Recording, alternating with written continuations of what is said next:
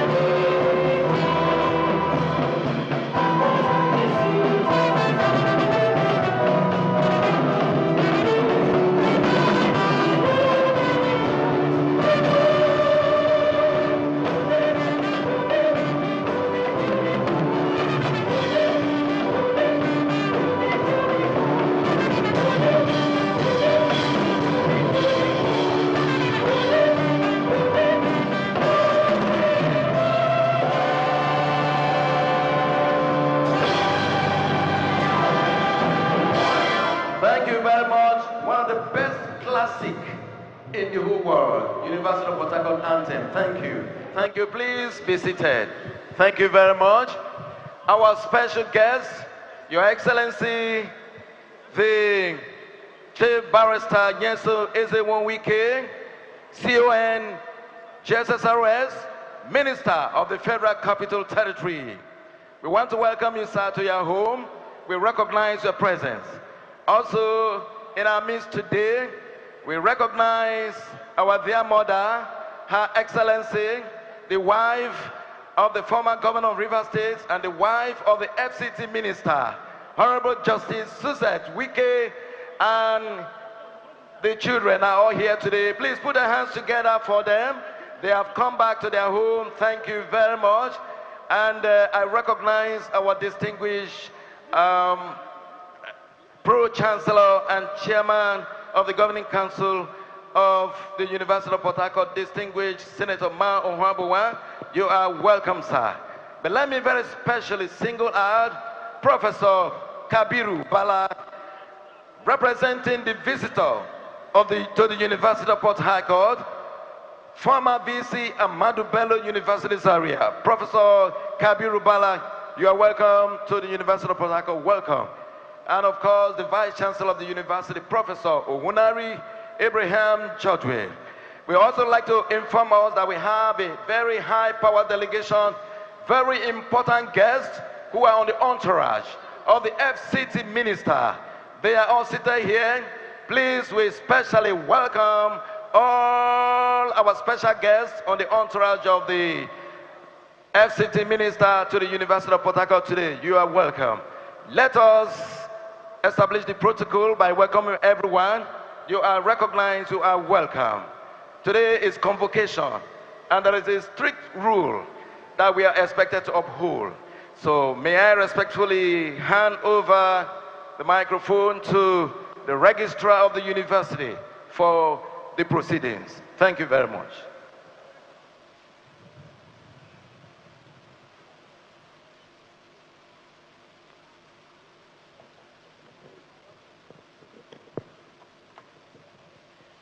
I have the honor to welcome you all to the 36th Combined Convocation Ceremony for the award of Doctor of Philosophy degrees and prizes for 2023-2024 and 2024-2025 academic section, Constitution of the Assembly.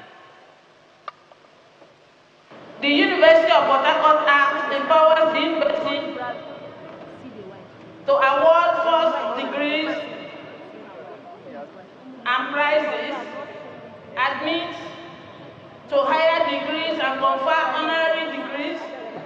It also provides that the Chancellor shall preside as chairman at the meeting held for the purpose of awarding degrees. The Chancellor is unavoidably absent and the Vice Chancellor will be standing in for him. I, Dame Gloria Ochinda, PhD, therefore invite the Vice Chancellor to constitute this assembly into the 36th convocation of the University of Port Harcourt for the award of Doctor of Philosophy, degrees and prizes. The Vice Chancellor.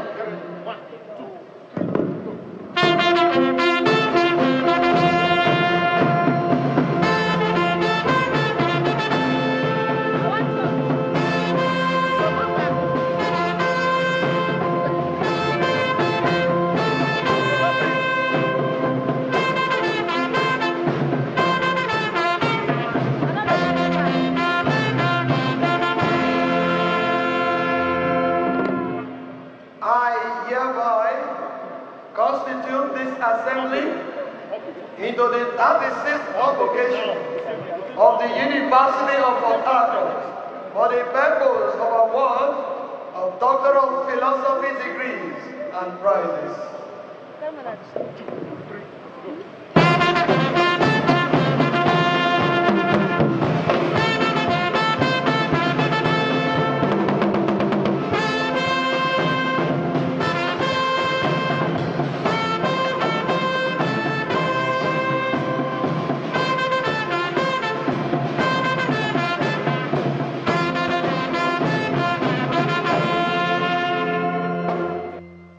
I now have the honor and pleasure to call upon the Vice Chancellor, Professor Owunari Abraham George, to address the convocation. The Vice Chancellor.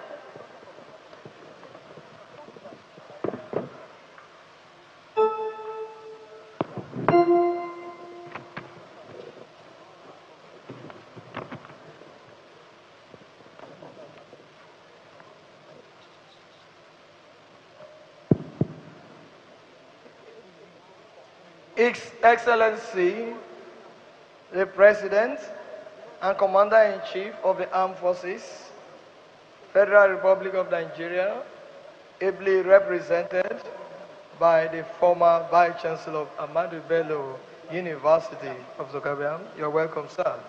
Good.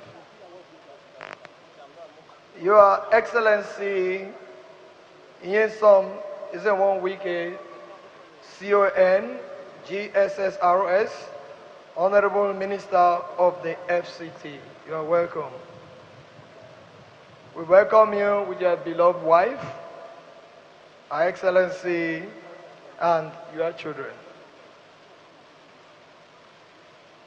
The Pro-Chancellor and Chairman of the Governing Council of the University of Port Harcourt, members of the Governing Council of the University of Port Harcourt, principal officers of the University of Port Harcourt, distinguished guests, and heads of agencies and parastatals who are here present, visiting vice-chancellors and pro-chancellors who are here present, captains of industry here present, strategic partners, Senate of the University of Port Harcourt, distinguished professors, emeriti professors, former vice-chancellors who are here present, the 10th vice-chancellor, distinguished Royal Highness who are here present, members of staff, my Lord spiritual and temporal, unique students of the University of Port Harcourt, our esteemed graduates, distinguished guests from all walks of life, gentlemen of the press, ladies and gentlemen. It is with profound sense of gratitude to Almighty God that I welcome you all to the 36th Combined Convocation Ceremony of the University of Port Harcourt, a university that has continued to stand tall as a beacon of knowledge, character, and innovation. Today, we gather to celebrate the institution's excellence, resilience, and transformation.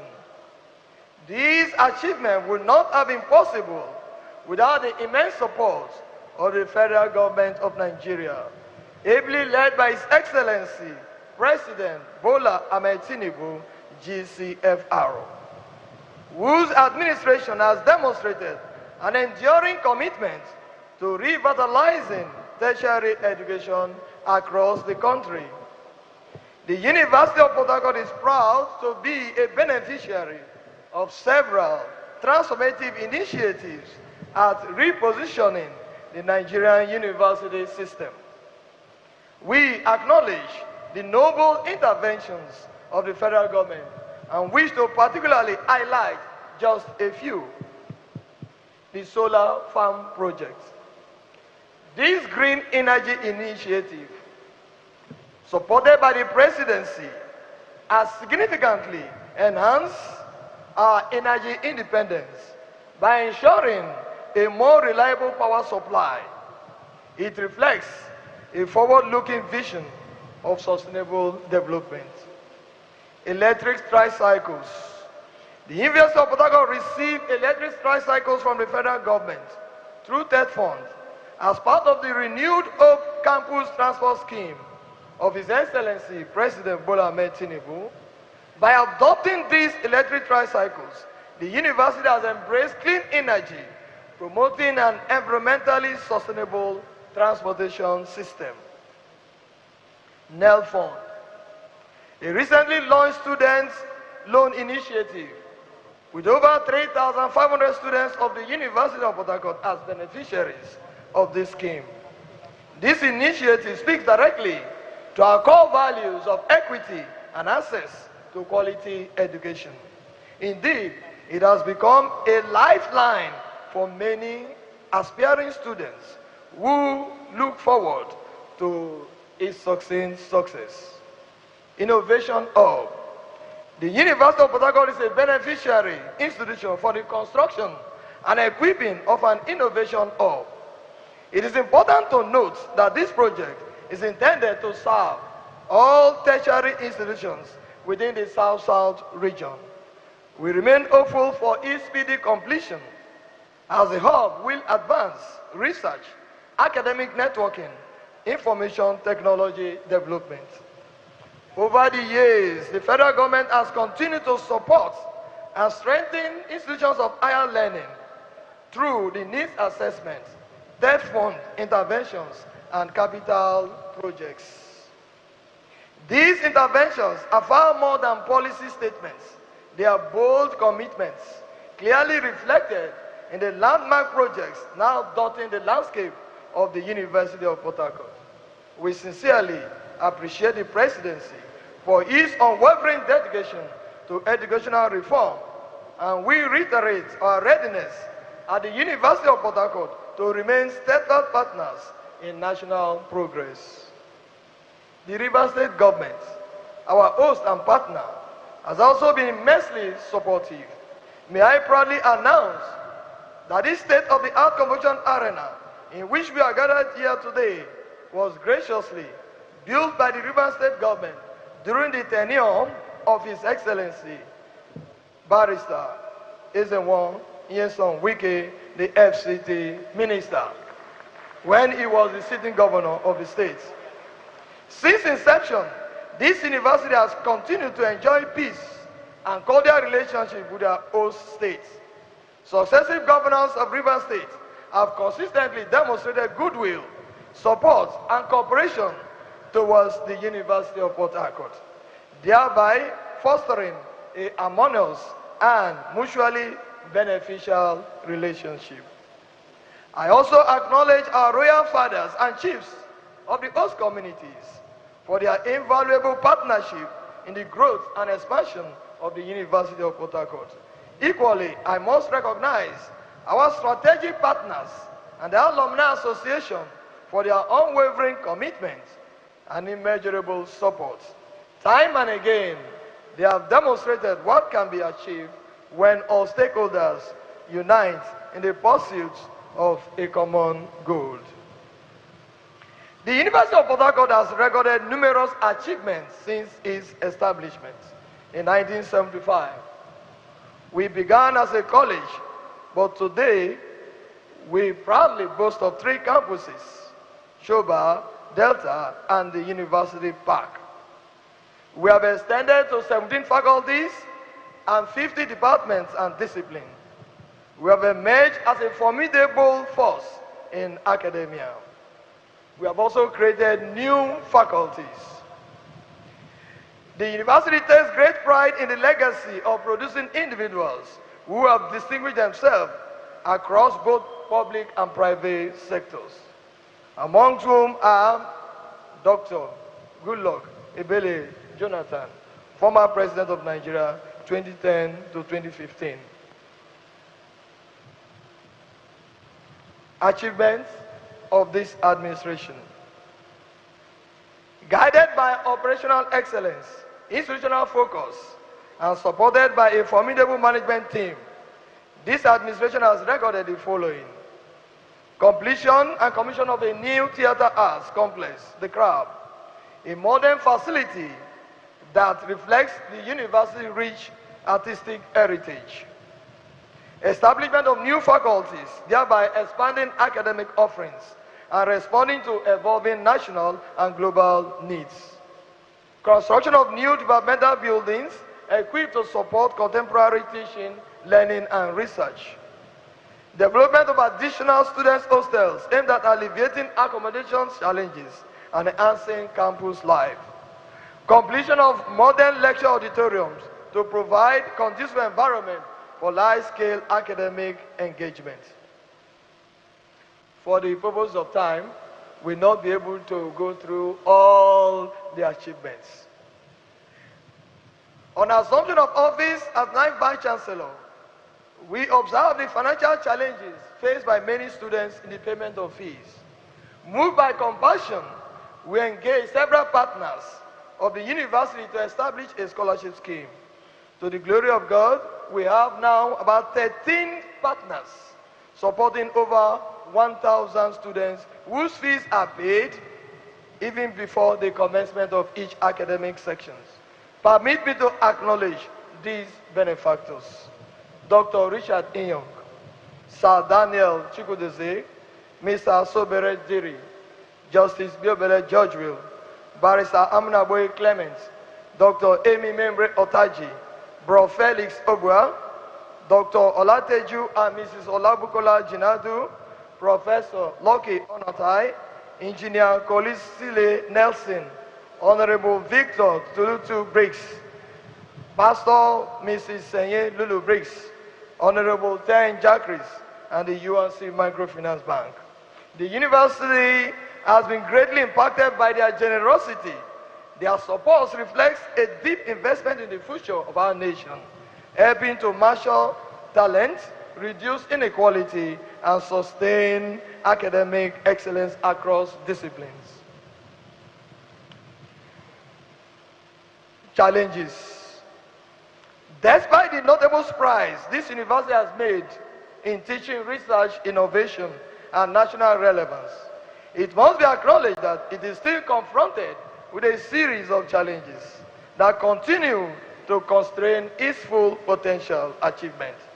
One of the most pressing of these is the burden of exorbitant electricity bills, which today the solar power has tremendously solved.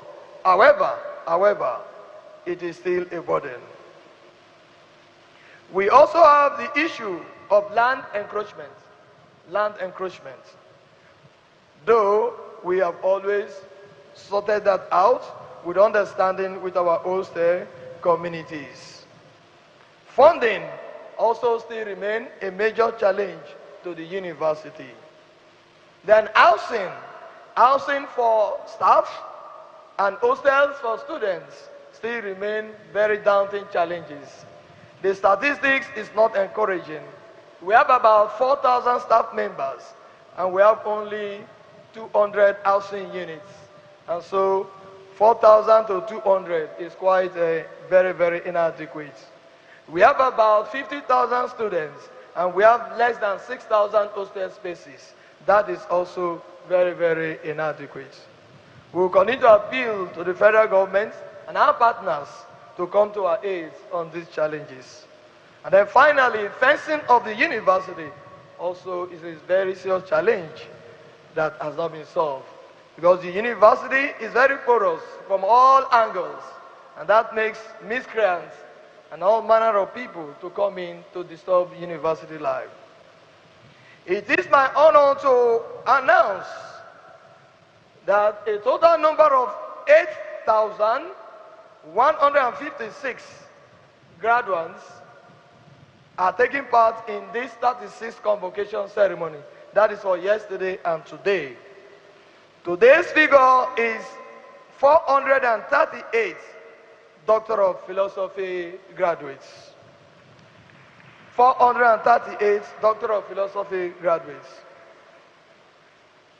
These graduates were nurtured into grace of brilliance by seasoned lecturers and a worthy senate known to be guiding generations with touch of knowledge, weathering tempests with strength of unity, and stretching their limbs beyond borders, like the branches of an iroko tree. For the graduates, today the sun rises not merely over our campus, but over a future filled with both promise and profound responsibility. This is not just a ceremony. It is a moment of reckoning, a time to honor truth, confront reality, and embrace the hard-earned joy of academic achievements. For you, our graduates, today marks the end of a chapter. More importantly, it signals the beginning of a larger and more demanding book. That is life beyond the walls of the university. Let us be honest. Despite your intelligence and your talent, the journey has not been easy. Yet you have made it. You persevered with courage, resilience, and determination. You have earned this degree not by privilege, but by sheer grace. That alone is worthy of a celebration. In conclusion, let us remember that this gathering represents far more than a ceremonial occasion. It is a generational milestone. It reminds us that universities are not merely institutions for awarding certificates, but sacred spaces where ideas are nurtured, nations are reshaped, and the future is deliberately crafted.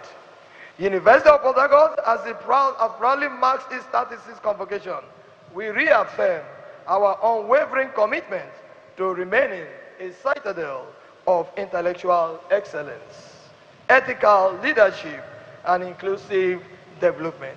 We shall not shrink from the challenges of the future. Instead, we will confront them with courage, vision, integrity, and a steadfast hope and sense of purpose. To everyone seated here, let this moment echo in your hearts, not only as a celebration of academic excellence, but also a charge to become instruments of positive change in our country and our continent that is hungry for transformation. We express once again our profound gratitude to the federal government of Nigeria. We also wish to acknowledge our development partners, NDDC, NNPC Limited, NLNG, NIMASA, Kenyon International, the Chinese Consulate, Lagos, Renaissance Africa, Content Development Monitoring Board, along other very strategic partners. I thank you for listening. Long live the University of Port Harcourt, long live River State, Long live the Federal Republic of Nigeria. Thank you.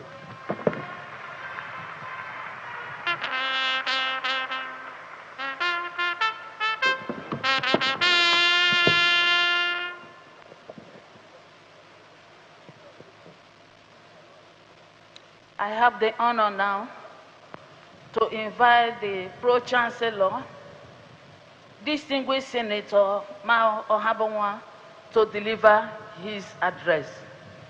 The Pro-Chancellor, sir.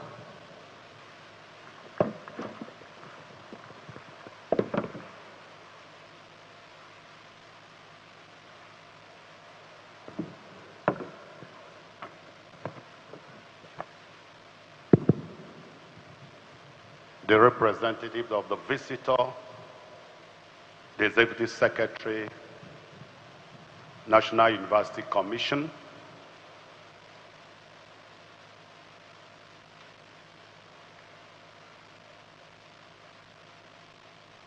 our distinguished convocation lecturer for today, His Excellency Chief Barrister Nyesom Ezewon Wike, CON, the Honorable Minister of the Federal Capital Territory. I welcome you with your beautiful wife, Her Excellency Honorable Justice Suzette Eberechi Nyesom Wike, JCA. Your Excellency, our Vice Chancellor, and other Vice Chancellors here present, my colleagues of the 17th Council of this unique university, management staff, principal officers, my friends, and our guests here present, our graduates today, great students of unique UNIPORT, ladies and gentlemen. Let me start this address by thanking the Almighty God profoundly, who had made this day possible. And for those of you who are graduating today, without him it wouldn't have been possible. I know you have gone through thick and thins to be here today. So on behalf of all of you, I want to thank the Almighty God who has made this day possible. Having said that, I want to also congratulate the parents, the spouses of these graduates today. I know you must have been part of it. Sleepless nights, challenges, and absence from family duties. I congratulate all of you. I am deeply delighted to be here today. It is my pleasure on behalf of the 17th Governing Council of the University of Port Harcourt to warmly welcome you all to this historic occasion, marking the 36th combined convocation ceremony for the award of postgraduate degrees. Today is not merely a ceremonial gathering, it is a profound celebration of intellectual discipline, perseverance, innovation, and scholarly excellence. We gather to honor men and women who have dedicated themselves to the advanced learning and rigorous research in pursuit of knowledge that transforms society. Your achievements today stand as proof that excellence remains attainable even in a world increasingly challenged by uncertainty, instability, and rapid change. To you, our distinguished graduates, I warmly congratulate you. You have endured rigorous academic training, extensive research engagements, sleepless nights, and moments of intellectual uncertainty. Yet, through resilience, discipline, and determination, you have emerged successful. I say congratulations. The degrees being conferred upon you today are not ordinary credentials. They symbolize competence, responsibility, and the confidence society places in educated minds to confront contemporary challenges and contribute meaningfully to national and global development. To the parents, guardians, spouses, families, mentors, and friends present here today, we sincerely appreciate your sacrifices, your encouragement, and unwavering support towards the success of these graduates.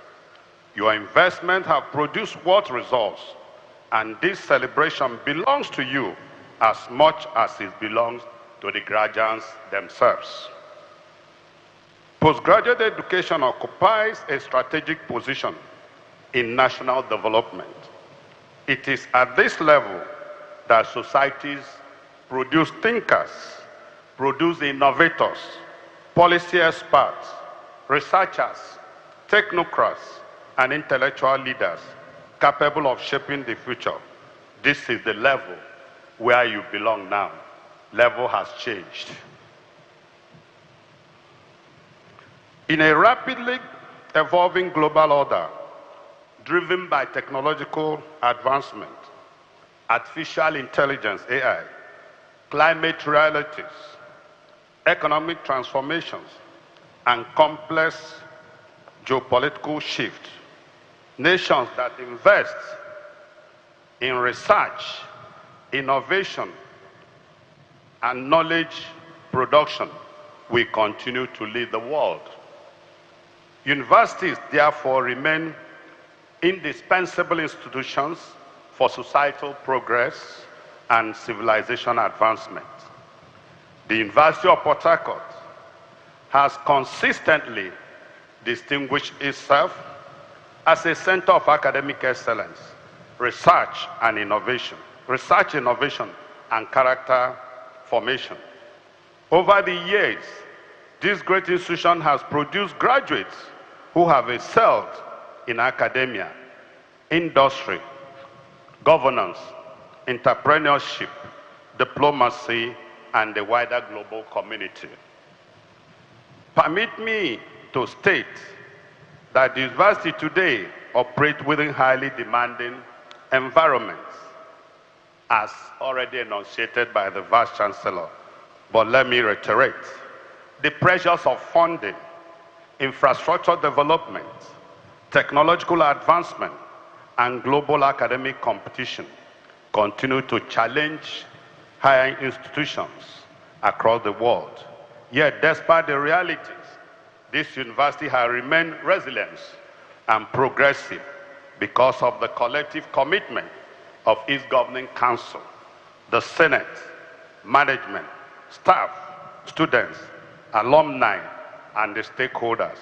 At this point, let me also recognize the president of the UNIPORT Alumni Association, Senator Darlington Wokocha, who I'm told is also here. I must therefore commend the Vice Chancellor, members of Senate, management, and members of staff for their unwavering dedication to sustaining the standards and reputation of this great institution. Your sacrifices, commitment, and service continue to uphold the ideals upon which the university was founded. Let me at this point single out a man who I believe today will be his last appearance as the Vice Chancellor of this great university, Professor George Will Ounari, the 9th Vice Chancellor. I want to thank him for successfully steering the affairs of the university in the past 5 years. On behalf of the 17th Governing Council, I commend you for your laudable achievements during your administration. You have really raised the bar in the administration of this university. Please, can we put our hands together for him? He has done well. And at this point, too, let me introduce to you your brand new Tiaroba 10th Vice Chancellor. That under my leadership 2 days ago, we followed all the legal processes. Search team, selection committee, council, and on Thursday, we were able to produce a new Vice Chancellor in person of Professor Chike, Principal Chike. University of Port Harcourt, behold your 10th Vice Chancellor. That is your 10th Vice Chancellor.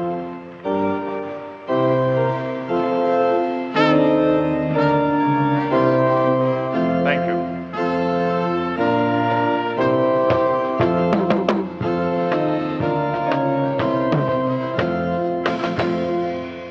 Ladies and gentlemen, let me at this juncture proudly and warmly welcome our distinguished alumnus, a proud one, our benefactor and our convocation lecturer today, His Excellency, Honorable Minister of the Federal Capital Territory, His Excellency, Barrister Nyesom Ezewon Wike, the Dikoha of the world.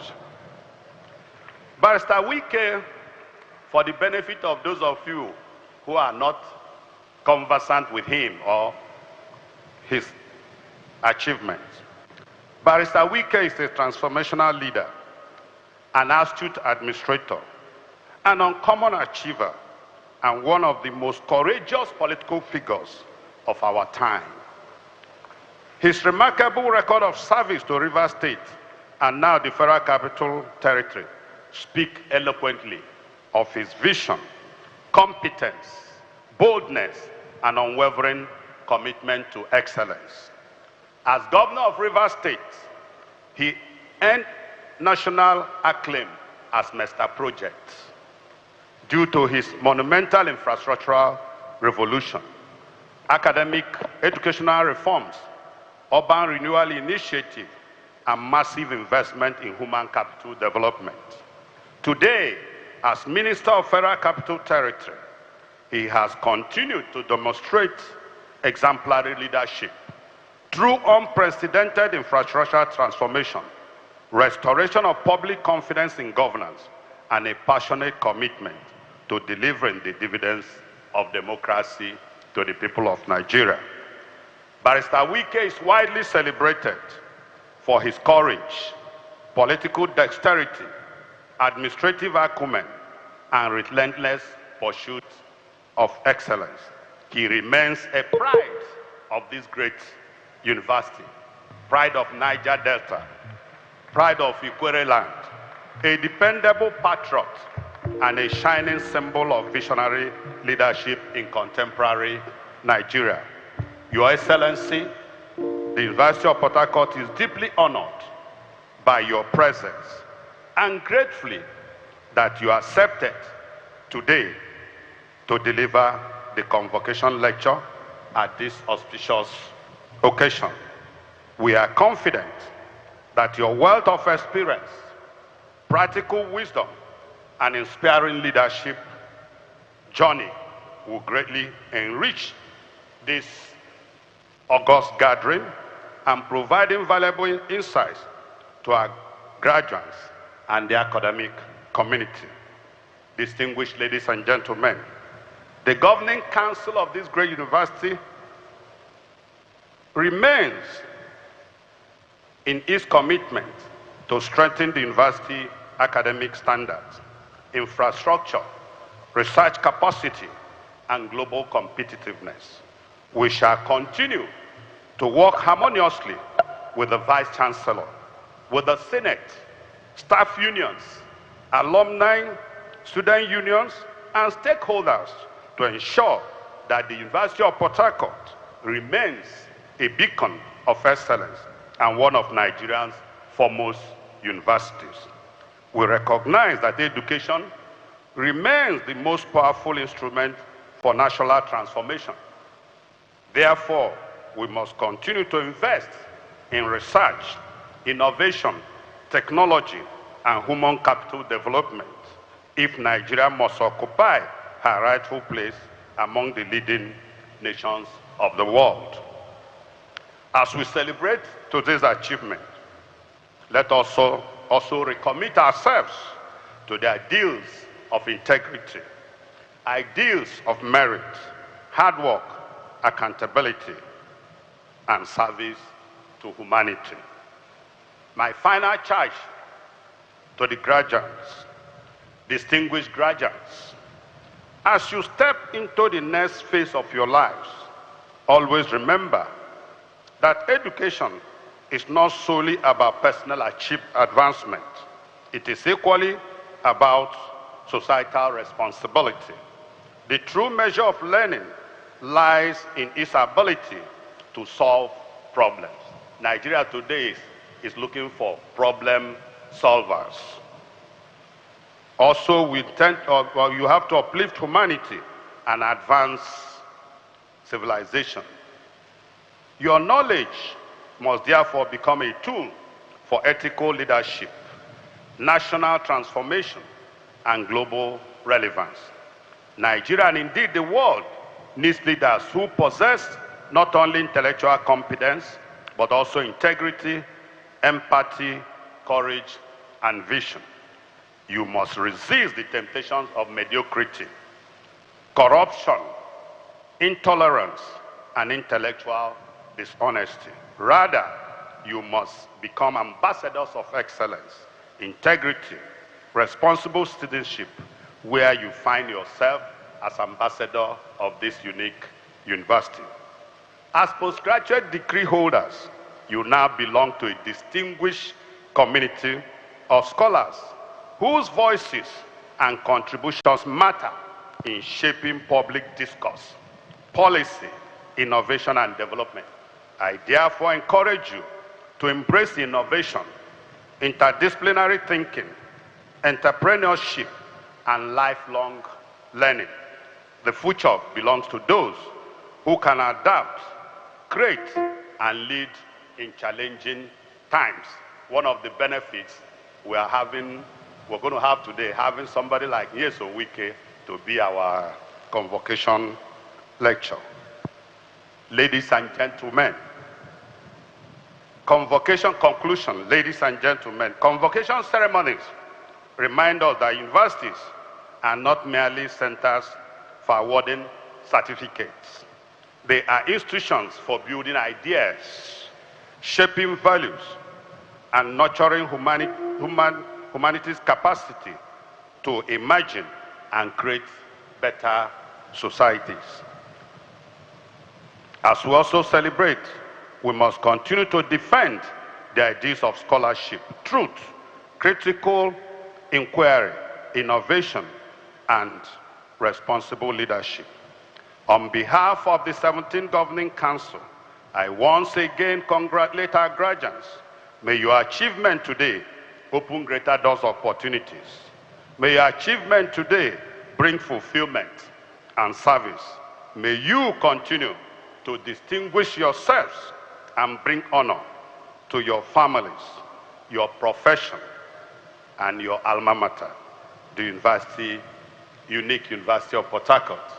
Your Excellency, I will not end this my address without thanking you for all that you have done for this university, but permit me to remind you that at the last convocation ceremony, you promised to deal with some of our challenges which you have started. You got the Ministry of Communication and Innovation to build an communication innovation hub. Where we are today is your product and so many things. But you agreed to build us a council plaza, a council building. Maybe we didn't remind you, but today, permit me, sir, to call the Vice Chancellor, the 9th Vice Chancellor who started this business with me, to present the drawing and the bill of quantities of that council building. No, it's here. So, Professor George Will Owunare, please present to the Honorable Minister.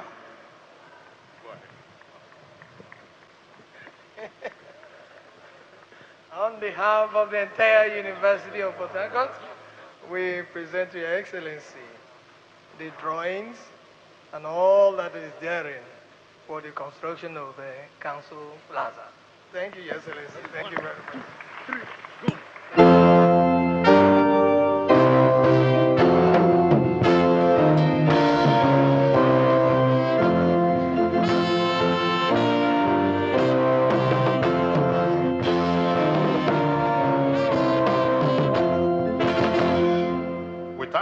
the Honorable Minister to respond at the right time, but I'm convinced in my mind that it's already a done deal. Please put your hands together for the Honorable Minister. I wish you all a successful, impactful, and rewarding future. Thank you, and God bless us. God bless the University of Port Harcourt. God bless the Federal Republic of Nigeria. Thank you very much. Thank you very much.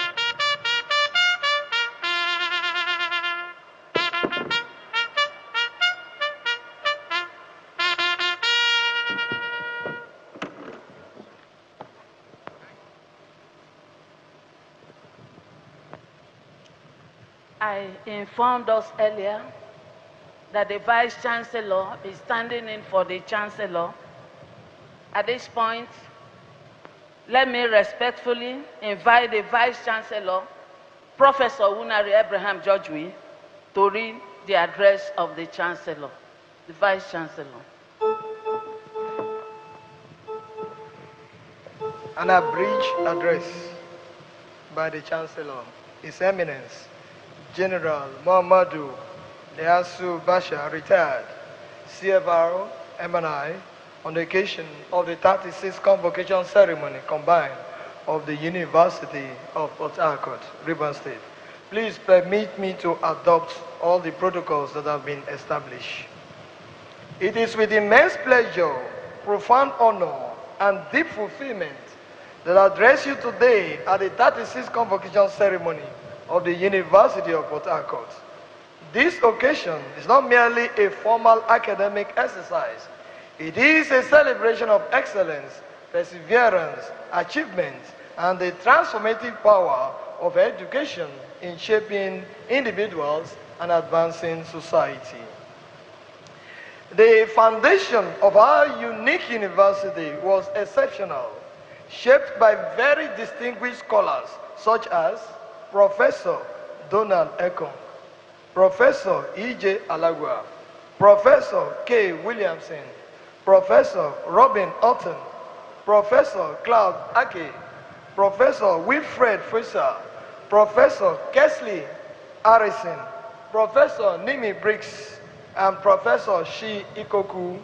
Other notable figures who laid the solid foundation of our unique UNIPORT include Otonti Indoka, Ola Rotimi, Ikena Inzimiro, Sunday Anoze, Theodore Francis, and Abiye Oboforibo. Great intellectuals such as H.B.L. Moody, Charles Inolim, Teresa Turner, Okot Pitbeck, and Ali Mazou were also part of this remarkable academic community. Ladies and gentlemen, although most these distinguished scholars have departed this world, they left behind enduring legacies and reputations that continue to inspire us. We are, however, privileged to have one of them, the renowned Professor Emeritus Otonti Amadi Induka, who has attained the age of 100 and still remains with us. Alongside eminent professors, emeriti, E.J. Alagwa, who is present in this hall, Prof. Sir, you are welcome, is present in this convocation, and Kesley A. Harrison. These great scholars, together with many others with them, like several renowned ivory towers, they helped to build our University of Port Harcourt into this very great institution it is today. Our joy is that these young graduates or doctoral graduates shining like stars before us today are proteges of the distinguished scholars mentioned above. I am also aware that apart from Professor Donald Ekong and Emeritus Professor Nimi D. Briggs, all the other former Vice Chancellors, 6 in number, are still alive and remain available to us as academic elders and enduring role models. May I conclude this address by congratulating all the graduates on today's occasion. We pray that, like many before them, they will bring greater honor and distinction to our university, as our alumni have consistently done over the years. I also wish to encourage our students staff, and scholars to sustain the goodwill of the university that it has built over the years. In doing so, we are confident that the second half of this university, the history will be better and will be filled with greater achievements. Finally, I acknowledge the goodwill of the federal government of Nigeria, the Rivers State government, corporate bodies, and MDAs and strategic partners. Thank you all. I pray that God Almighty will continue to guide and sustain us so that we may collectively advance the growth of this unique University of Port Harcourt. God bless the University of Port Harcourt. God bless Rivers State. God bless Nigeria. Thank you.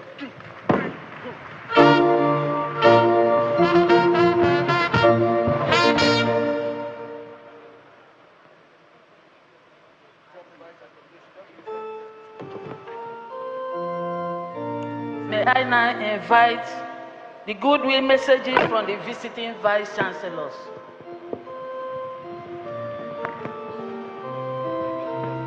Please, colleagues, visiting Vice Chancellors, just bring your scroll and give to us, please. Thank you very much. Okay. We have the Vice Chancellor of Ignatius Ajuri University, Professor Oke Onochukwu. Next is Professor Zeb, Isaac Zeb, OBP, VC, Rivers State University. Professor Mom Chinedu, Vice Chancellor, Federal University of Environment and Technology, Ogoni. And we also have Professor Henry Ogiri, representing the VC from the Ken Saro-Wiwa Polytechnic, the rector of Ken Saro-Wiwa Polytechnic. You're welcome. You're welcome, sir. You're welcome. We also have another important rep of the Michael Opara, representative of Professor Celestina Njoku from Gregory University, Uturu. You're welcome. You're welcome. Federal University of Otoike, he's here in our midst today. Thank you very much, sir. Thank you. And we also have from Michael Opara University, Umudike, you're welcome. Thank you.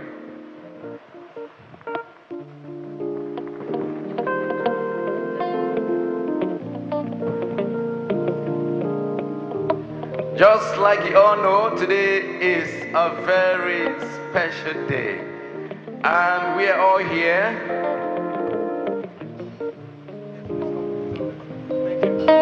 Distinguished colleagues, we have come to the convocation lecture proper. But to have this go on, I want to call on the chairman of the convocation, Professor Rosemary Ugu, who is also the Deputy Vice Chancellor, Academics, to please present the citation of the convocation lecturer. Professor Rosemary Ugu, please. Convocation lecturer, please. You will just rise so that you take the break. Yes, okay. She's going to be there.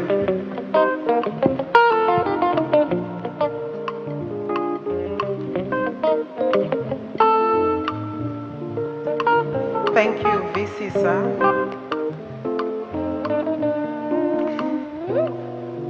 The Visitor, Commander of the Armed Forces and President of the Federal Republic of Nigeria, His Excellency Bola Ahmed Tinubu, GCFR, Honorable Minister of the FCT, His Excellency Barrister Nyesom Ezenwonwike CON, and his dear wife, Her Excellency Honorable Justice Suzette Eberechi Nyesom-Wike, and the children, the Pro-Chancellor and Chair of the Governing Council, Senator Mao Ohuabunwa,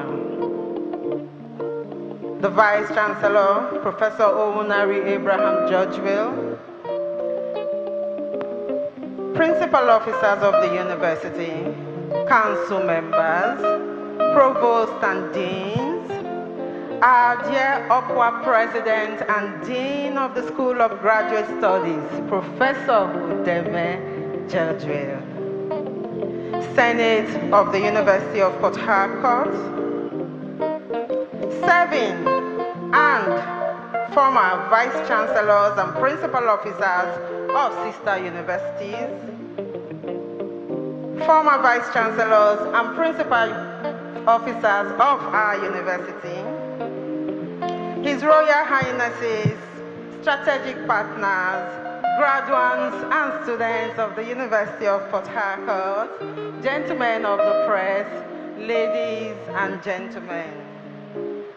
It is my absolute delight to present the citation of the Convocation lecturer, His Excellency Ezenwo Nyesom Wike, a Nigerian politician, an accomplished lawyer, a life bencher, and holder of the national honor of the Commander of the Order of the Niger, CON. He holds degrees in political science and administrative studies from the University of Port Harcourt and a degree in law from the Rivers State University. He is the recipient of numerous honors and awards, including the Grand Service Star of Rivers State, GSSROS, Pillar of Sports, POS, an honorary doctorate degree, Doctor of Political Science, honoris causa. A member of the People's Democratic Party, PDP, Nyesom Wike started his political career as the executive chairman of Obiakpo Local Government Area, Rivers State, in 1999, emerging as the deputy president and later president of the Association of Local Governments of Nigeria, ALGON. He also represented Africa on the executive committee of the Commonwealth Local Government Forum. He was appointed Chief of Staff, Rivers State, in 2007, and he held the position until 2011. On 14th July 2011, he was appointed Federal Government of Nigeria's Minister of State for Education, and later as the Supervising Minister of Education in 2013, positions he discharged diligently. He was elected Governor of Rivers State in 2015 and re-elected in 2019 to serve a second term, which he completed in 2023. As governor, he redefined good governance through the delivery of landmark projects in priority areas of infrastructure, education, healthcare, security, sports, rural development, etc. His unprecedented infrastructural development of the state earned him the sobriquet, Mr. Projects. On 21st August 2023, His Excellency Nyesom Wike was sworn in by the President, Bola Ahmed Tinubu, GCFR, as Minister of the Federal Capital Territory, Nigeria, a position he holds to date. Please, a round of applause for him. And so it is with utmost honor and profound privilege that I present to this distinguished assembly a man whose impact on national development, governance, and humanity is remarkably enduring. Our citation lecturer's exemplary leadership and enduring contributions are a testament to visionary statesmanship. He is married to Honorable Justice Suzette Eberechi Nyesom Wike, a justice of the Court of Appeal, and the marriage is blessed with children. Ladies and gentlemen, please join me in a sounding ovation to welcome the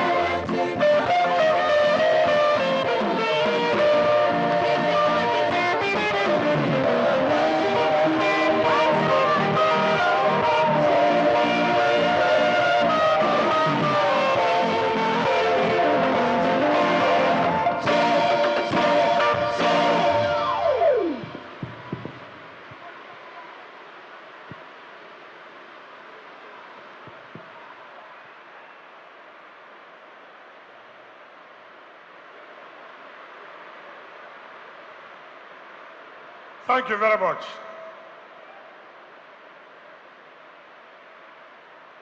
I was thinking that the university supposed to be for a citadel of learning, wisdom, and training people to be straightforward and not to be cunning. I was told that I was coming today to give convocation lecture. Unknown to me, there's another motive, just to remind me about the council building. You would have come upstairs to tell me, look, this convocation lecture we want to attach for your own remembrance that you promised to build the council building. Senator Mao, the chairman of Governing Council. Let me remind this audience, hold the council responsible for the council building not have started. You are just here now when the chairman of the Governing Council invited the Vice Chancellor to present to me the drawing and the bill of quantity. So how would I have started when they have not presented the drawing? So hold them responsible. But be it as it may, let me say, I will not disappoint. I will make sure in the next 1 year this council building is ready.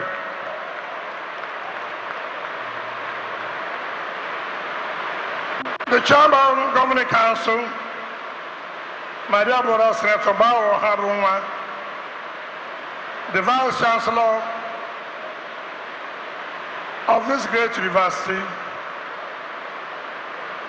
the representative or Executive Secretary of National University of the National University Commission, the management and staff of this great university. Let me sincerely recognize the presidential candidate of the People's Democratic Party, Professor Sandy Oja Ono, a renowned professor of repute. Let me also recognize the former Deputy Speaker of the House of Representatives, Prince Chibuliom Uche. Let me also recognize the Zonal Vice Chairman of the South-South of the All Progressive Congress, Chief Victor Giadom. My dear brothers and sisters, let me recognize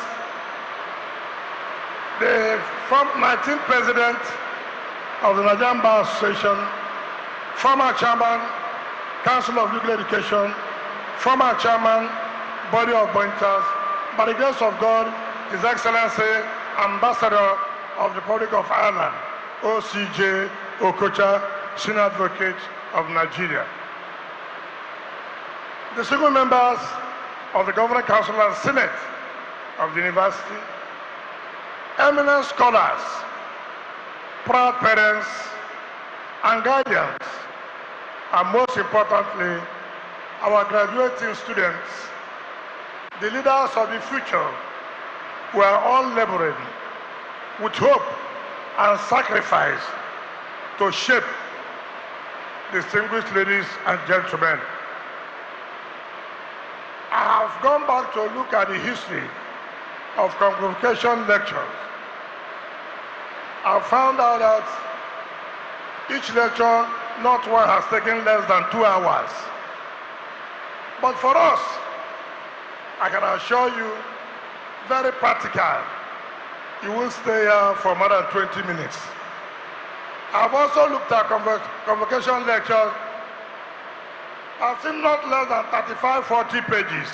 I can assure you, you won't have more than 10 pages. Because we are going to talk, we are going to be practical. Maybe, you never can tell. If we take more than 10 minutes, just understand is the way things are. If it's more than the pages have said, just also understand that sometimes you never can control situations. My dear wife, my boss, the Justice of Court of Appeal, she's looking at me and says she's not my boss. She's my boss. Not my boss in the office, my boss at home. Justice Ebere Chisu and Yeso Wiki, and our dear children, and your friends. My dear good friends who came along with us and members of the National Assembly. It is with deep humility and a profound sense of honor that I stand before you today to deliver the 36th Convocation lecture of this great and revered institution, the University of Port Harcourt, my alma mater, and one of Nigeria's most prestigious second-generation universities. This university is not just merely a place of learning where certificates are issued. It is a citadel of knowledge, a forge of ideas, a bastion of progressive thoughts, and an enduring symbol of Nigeria's intellectual courage and moral conscience. Its reputation for academic excellence, community service, and principled activism has not only shaped the generation of minds, but has also influenced the course of Nigeria's political, economic, social, and developmental evolution. Indeed, its imprint on the nation's trajectory is both undeniable and profound. For me, therefore, this is more than a ceremonial invitation. It is a homecoming. It is a return to the very soil that nurtured my mind, sharpened my conviction, refined my character, and equipped me with the pen and the sword, the discipline of thought, and the courage of action, with which I have engaged and navigated a complex terrain of politics, governance, and leadership in our country. Whatever I have become in public life, whatever impact I have made in service to our people and nation, bears the unmistakable imprint of the training, discipline, exposure, and values instilled in me within these hallowed walls. Permit me to state without hesitation that I do not take this invitation lightly. When I read your letter of invitation, particularly the words, I quote, "Your Excellency's distinguished record of service to our nation, your exemplary leadership, and your enduring contributions to governance, infrastructural development, and public administration stand as a testament to visionary statesmanship." End of quote. I paused and reflected deeply. These words are not mere compliments or flattery. They are weighty and invocative. They are both a recognition and a responsibility. In a time when leadership is often trivialized and compromised, when public service is too frequently reduced to slogans, propaganda, performance without substance, and fleeting impressions, it is reassuring to know that there still exists hallowed grounds such as this, where truth is pursued, where objectivity thrives over subjectivity and sentiments, where merit is acknowledged, and where national purpose still matters. That is, this great university found me worthy of this platform in recognition of my commitment to good governance, infrastructural development, and transformative leadership is both humbling and challenging. It is humbling because I'm aware of the weight of expectations that comes with such recognition. It is challenging because it reminds me, and indeed all of us, that leadership is not a privilege to be enjoyed, but a responsibility to be discharged with courage, discipline, and results. To the graduating students, you are leaving this institution at a defining moment in our nation's history. You are stepping into a world that is as demanding as it is uncertain. But you are also stepping into a moment of possibility, a moment that requires courage, integrity, clarity, and conviction. You are stepping into a Nigeria that desperately needs you. A Nigeria that requires not just educated and certificated citizens, but committed leaders. And so, let me begin by placing before you a simple but uncompromising truth, the core argument of my address today. No nation rises above the quality of its leadership, and no leadership proves itself more clearly than in the infrastructure it leaves behind. This is not a slogan. It is a standard, one that history applies without sentiment. Leadership finds its truest expression not in speeches, but in structures, not in promises, but in impact. It is seen in roads that endure beyond administrations, in schools that outlive politics, in hospitals that preserve life, in water that flows, and in power that works. These are immeasurable footprints of vision translated into reality. Where leadership is purposeful, infrastructure becomes the architecture of opportunity. Where leadership is weak, infrastructure becomes the evidence of neglect. The bridge between promise and progress is built by leadership that plans with foresight, executes with discipline, and is accountable to the people it serves. It is within this inseparable relationship between those who lead and what they build that the destiny of nations is determined. This is the thrust of my message, and it demands to be confronted with honesty, patriotism, and resolve. Let us say the defining problem, Nigeria's development paradox. Before we speak of solutions and lessons for future leaders, I hope you know the topic is leadership and infrastructure development in Nigeria. Lessons for future leaders. That is the lesson for this lecture. Before we speak of solutions and lessons for future leaders, we must have the courage to confront the truth plainly, honestly, and without excuses. Nigeria today presents one of the most troubling paradoxes of the modern world. It is a vast and complex nation, Africa's most populous, strategically located on the western coast of the continent at the innermost corner of the Gulf of Guinea, stretching between latitudes 4 degrees and 14 degrees north and longitudes 3 degrees and 14 degrees east, bounded by Niger and Chad to the north, Benin to the west, Cameroon to the east, and the Atlantic Ocean to the south.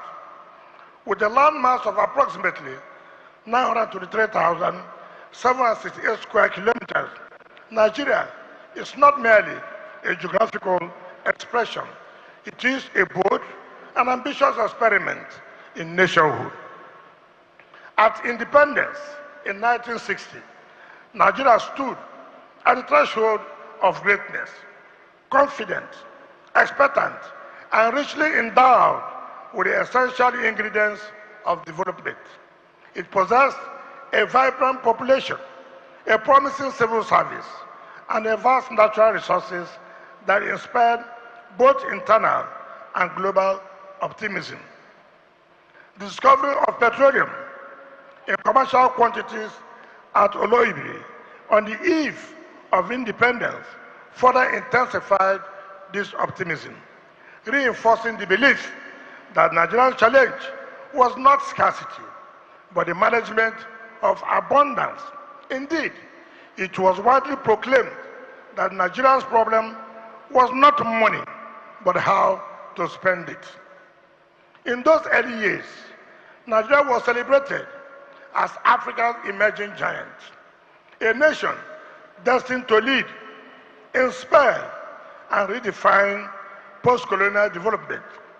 The fate of independence was captured in both official and popular imagination.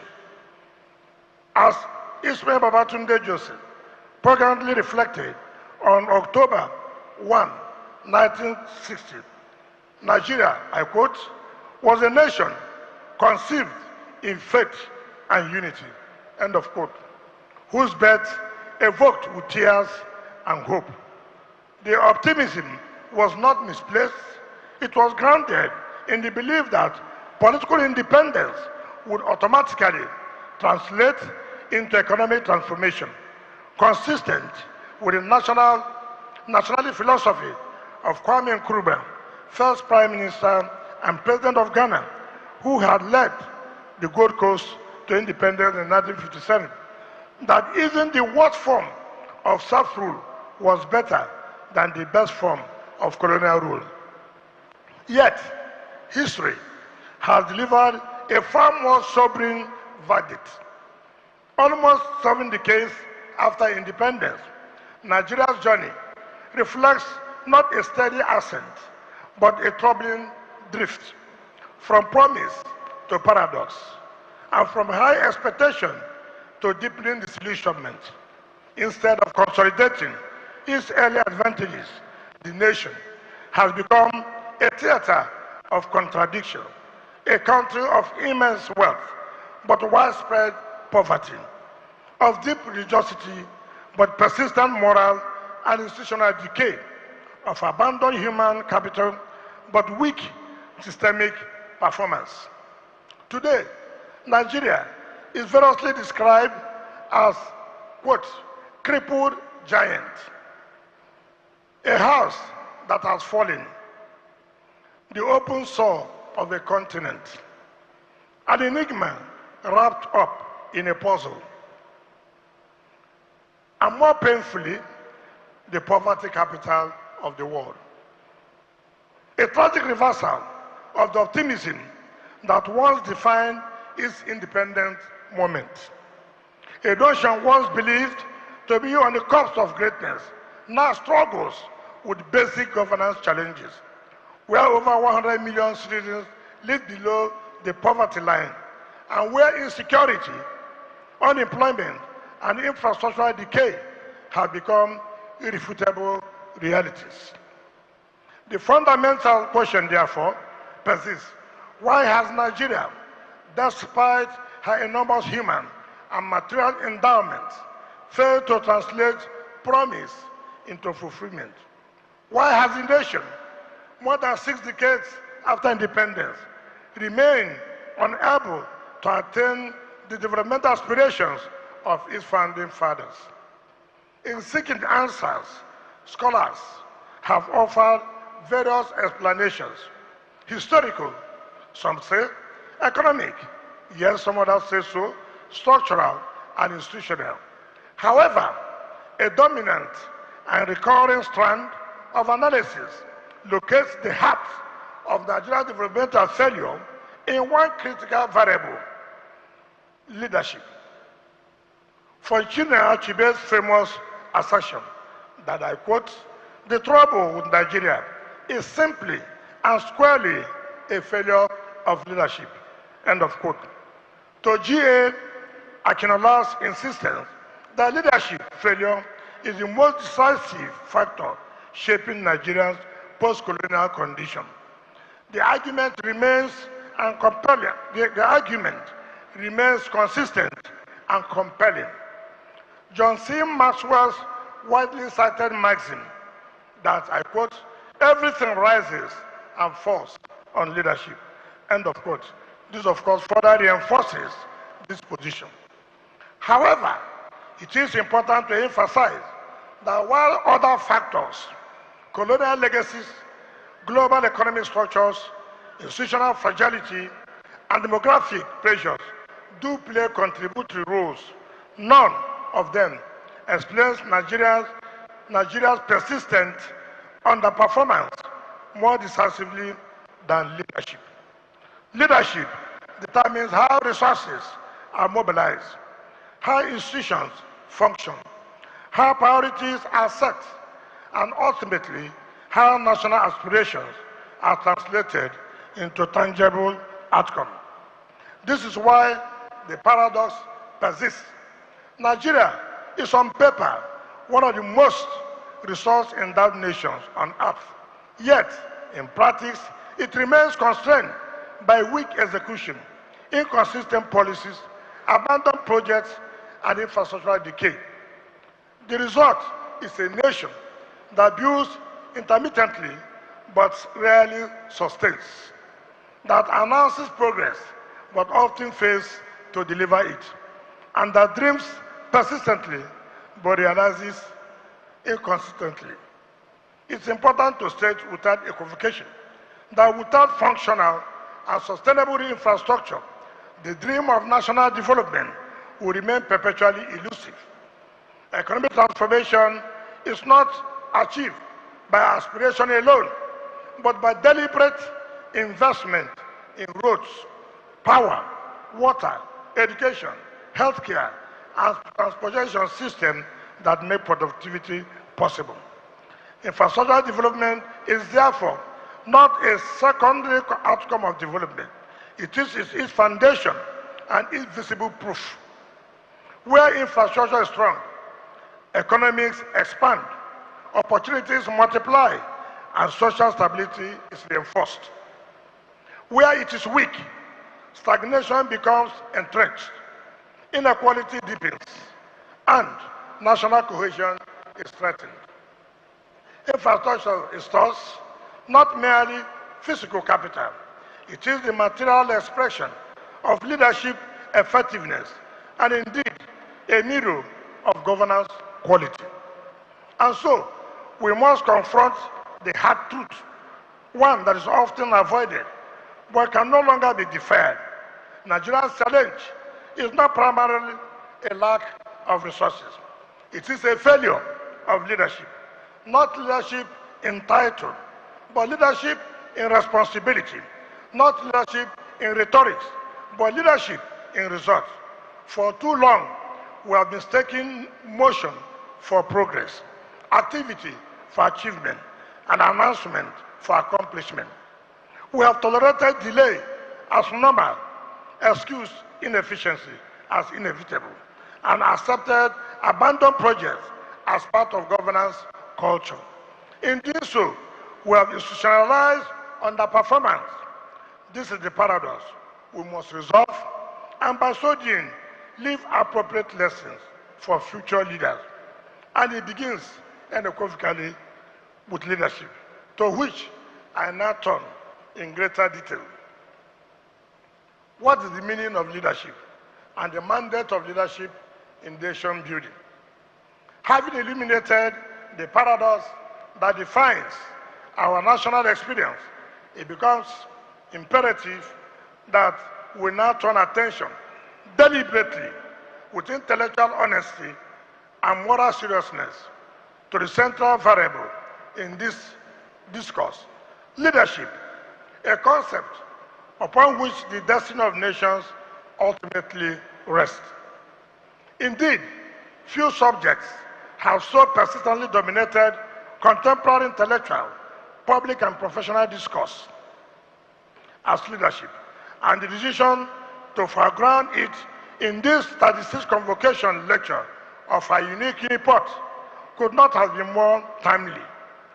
Leadership sits at the very intersection of promise and performance, vision and reality, aspiration and achievement. What then is leadership? Leadership, properly understood, is the capacity to influence, inspire, and mobilize human and material resources toward achievement of shared goals. It is the process of securing willing consent and active participation in collective endeavor. This is why John Maxwell's often cited assertion that leadership is influence, nothing more and nothing less, which retains enduring relevance. Leadership determines not only how far a society can go, but how fast it can get there. It sets both the ceiling and the pace of development. At its highest expression, leadership is the disciplined pursuit of a vision larger than self. Leadership in this sense is not an abstract ideal. It is a lived and dynamic relationship between those who lead and those who are led.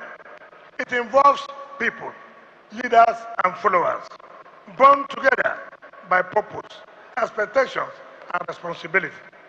There can be no leadership without followership, just as there can be no meaningful followership without leadership. As Dan Agbese insightfully observes, a leader leads because a group of people willingly entrusts him with a portion of their autonomy in exchange of direction, representation, and advancement of their collective interests. Leadership, therefore, is neither self-imposed nor self-sustaining. It is socially conferred and morally justified. The leader, ideally, emerges through a process, one that filters competence, tests character, and elevates responsibility. And once so entrusted, leadership is neither arbitrary nor absolute. It is guided by laws, shaped by institutions, and restrained by norms that define both its reach and its limits. Leadership is not a title bestowed. It is a burden assumed. It is not the comfort of office, but the weight of responsibility. It is not the applause of the moment, but the judgment of history. Too often, we have reduced leadership to a ceremonial possession, something to acquire, display, and defend. Yet, true leadership is neither ornamental nor accidental. It is intentional, exacting, and deeply consequential. A person may rise to high office and yet remain profoundly insignificant in impact. Another may stand without formal designation and yet alter the course of events. The difference lies in position, but the difference lies not in position, but in purpose, what one chooses to do with the privilege of influence. Leadership begins with vision, not mere sight, but foresight, not wishful thinking, but a clear and compelling imagination of what ought to be. Vision is a faculty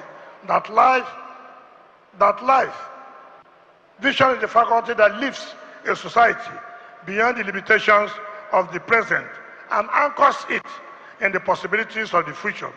It enables a leader to stand in the midst of disorder and still perceive order, to look at chaos and design direction. Without vision, leadership becomes reactive, adrift in crisis. With vision, leadership becomes creative, shaping reality rather than merely responding to it. But vision without political will is illusion. Nations are replete with ideas that were never executed, plans that were never implemented, and promises that were never fulfilled. Political will it is stubborn determination to act, to move from intention to execution, from blueprint to building, from declaration to delivery. It is the bridge between aspiration and achievement, promise and fulfillment, the line that separates those who merely dream from those who actually deliver. Closely related to this is discipline, the inner architecture of leadership. Discipline orders priorities, safeguards resources, and restrains excesses. It ensures that leadership is not distracted by trivialities or consumed by indulgence. Nations do not decline only because of ill intentions. They often decline because of indiscipline, because leaders abandon focus, squander opportunity, and substitute convenience for commitment. Then comes accountability, the moral spine of leadership. To lead is to answer, not only to the people, but to posterity. Accountability demands transparency, responsibility, and measurable outcome. It insists that performance must prevail over excuses. Where accountability is absent, failure multiplies without consequence, and mediocrity entrenches itself as culture. But where accountability thrives, performance becomes inevitable. Many scholars and great thinkers have argued that the most defining attribute of leadership is courage. The courage to decide, the courage to act, and above all, the courage to take unpopular but necessary decisions, as it is happening today in this country. Leadership is not validated by consensus, nor sustained by confidence. There are moments when the path of progress will collide with entrenched interests, when necessary reforms will provoke resistance, and when the right course of action will be the least popular. It is in such moments that leadership is either affirmed or exposed. Indeed, scholars and practitioners of power alike have long identified the essential attributes of effective leadership to include courage, credibility, integrity, selflessness, initiative, vision, fairness, empathy, discipline, and a strong commitment to service. Where these qualities are absent, institutions weaken, values erode, and collective aspirations collapse. But beyond all these elements lies a deeper, more enduring truth.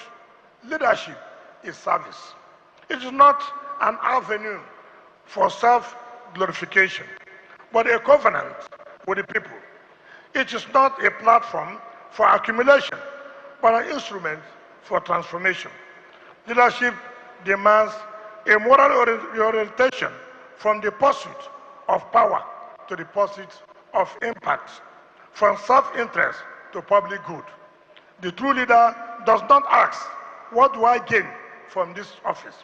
But rather, what do the people gain from my stewardship?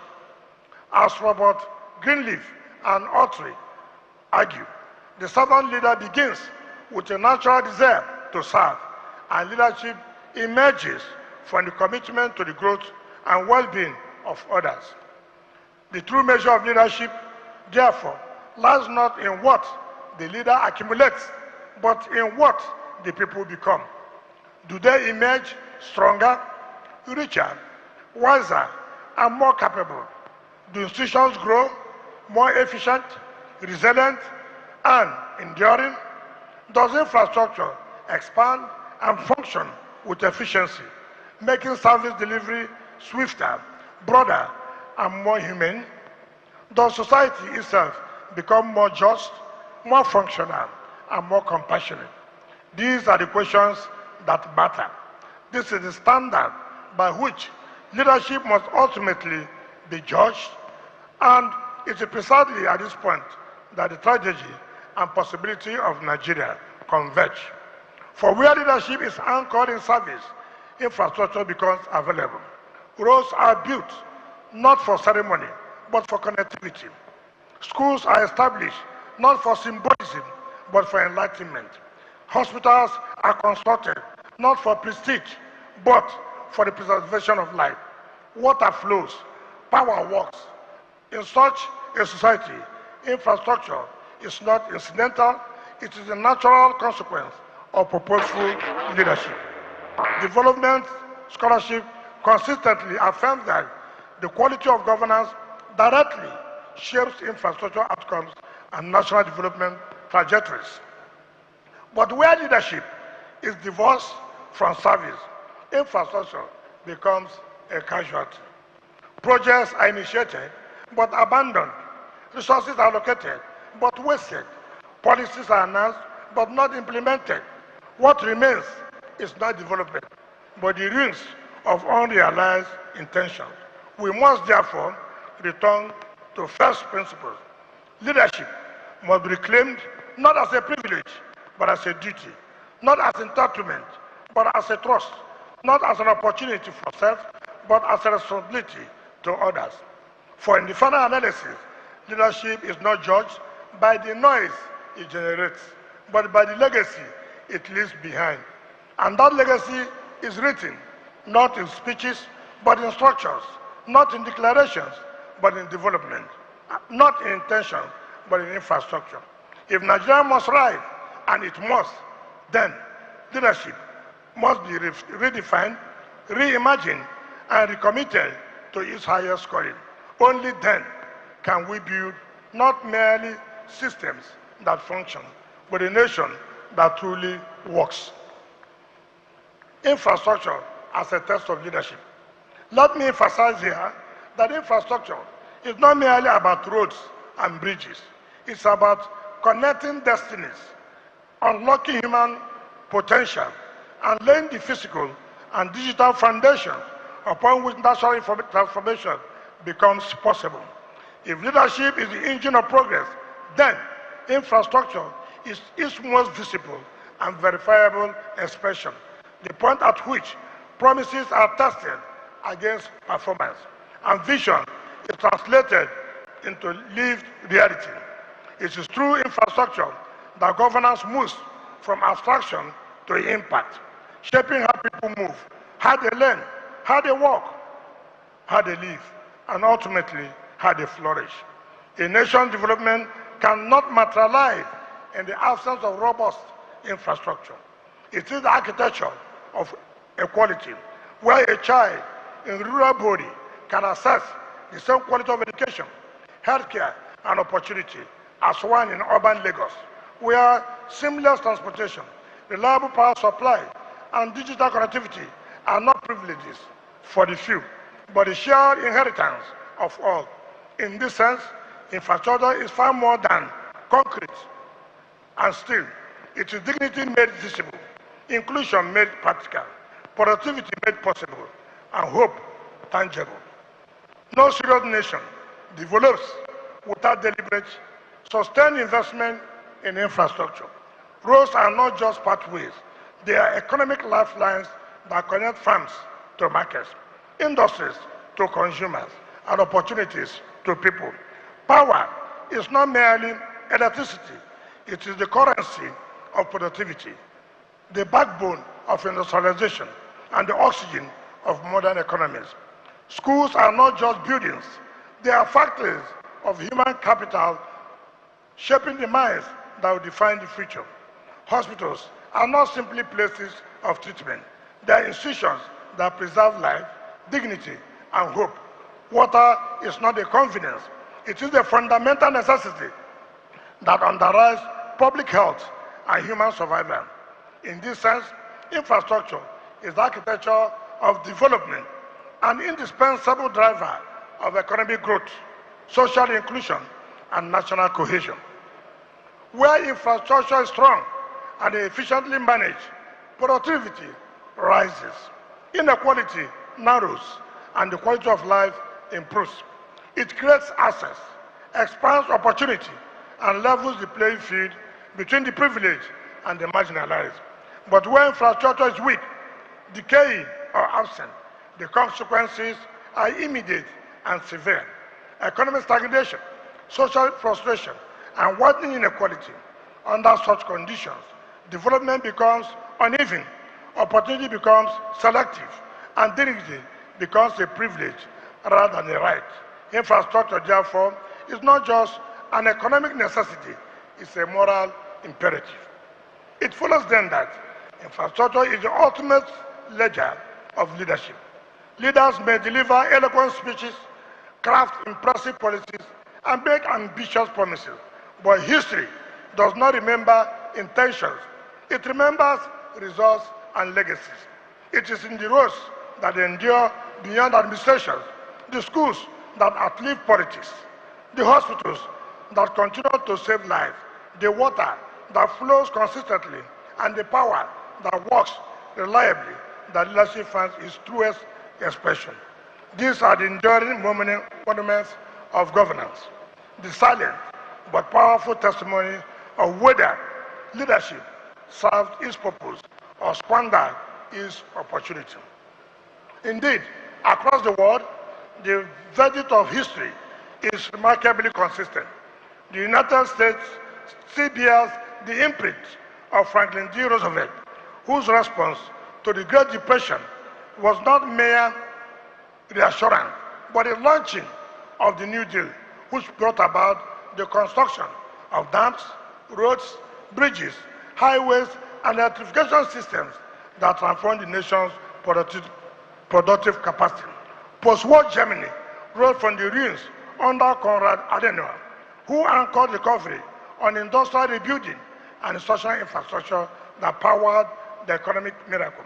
In Asia, the transformation of Singapore under Lee Kuan Yew stands as a testament to disciplined infrastructure-led development, modern housing, efficient transport system, and world-class urban planning that turn vulnerability into strength.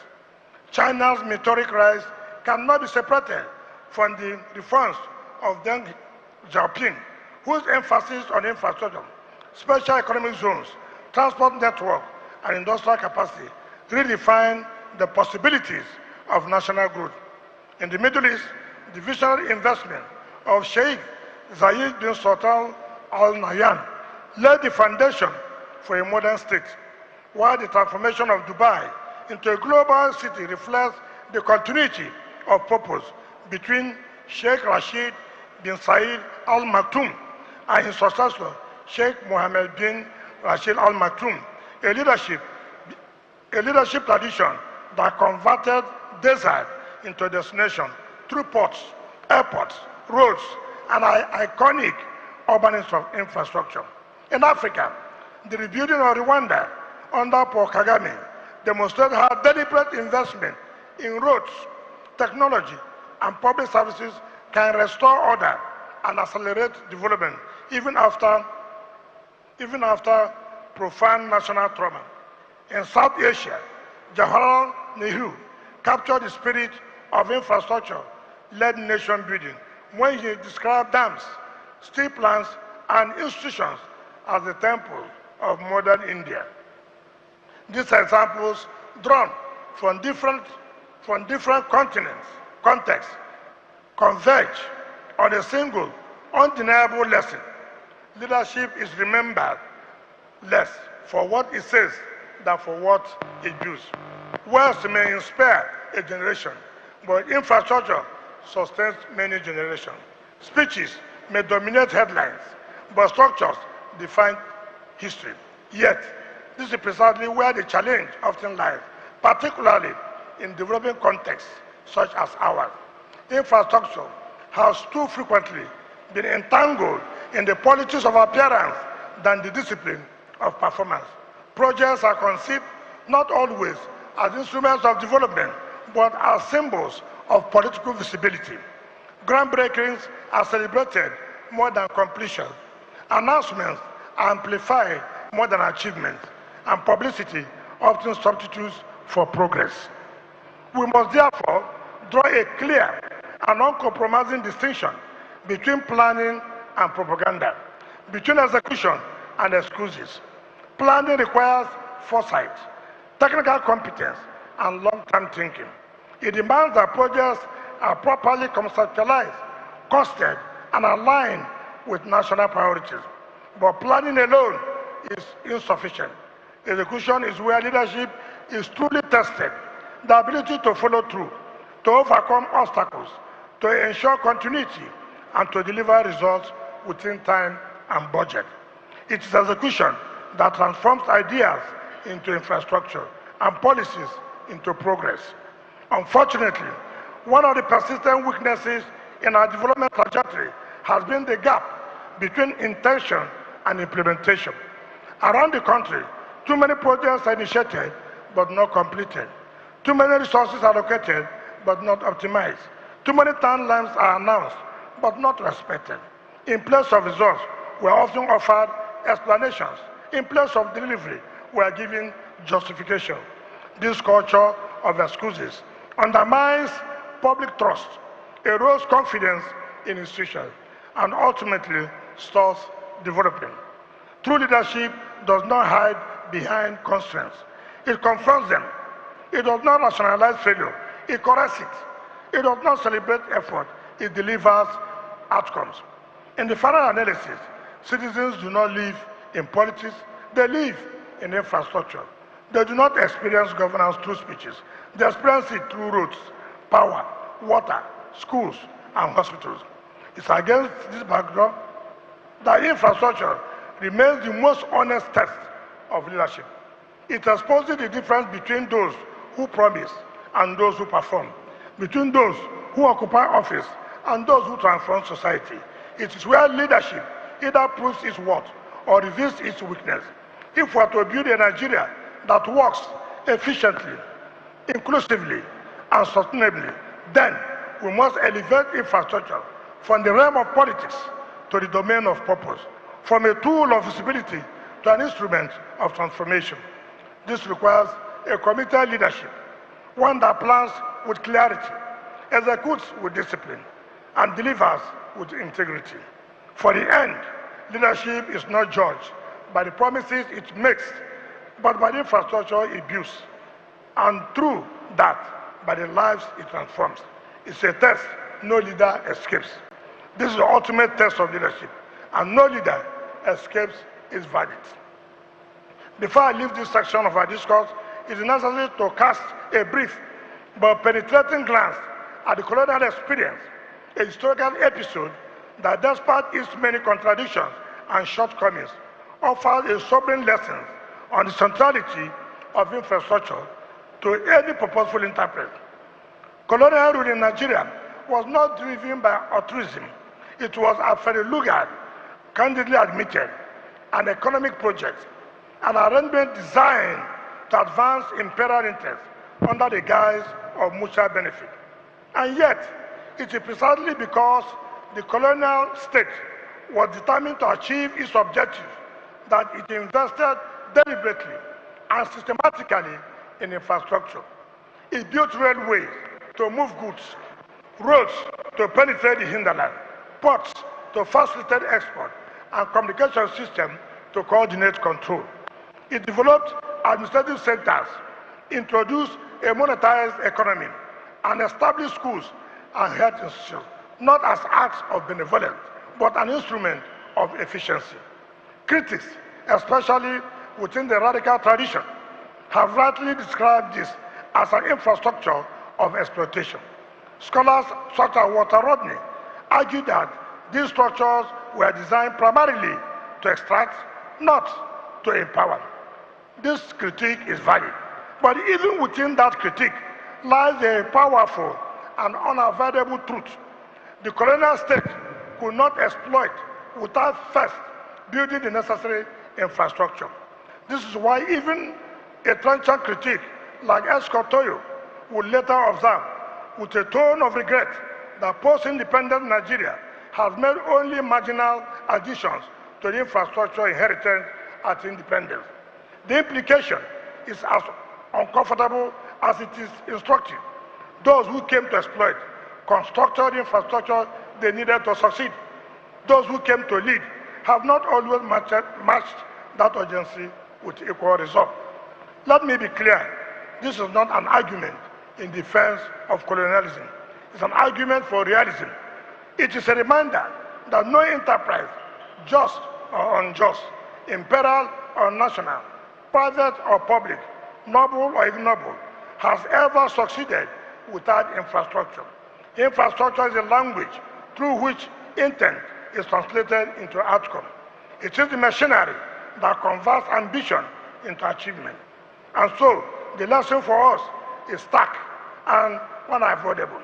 If an external power, pushing its own narrow interest, could summon the discipline to build enduring system, then a sovereign nation seeking development has no justification for failing to do the same, and even more.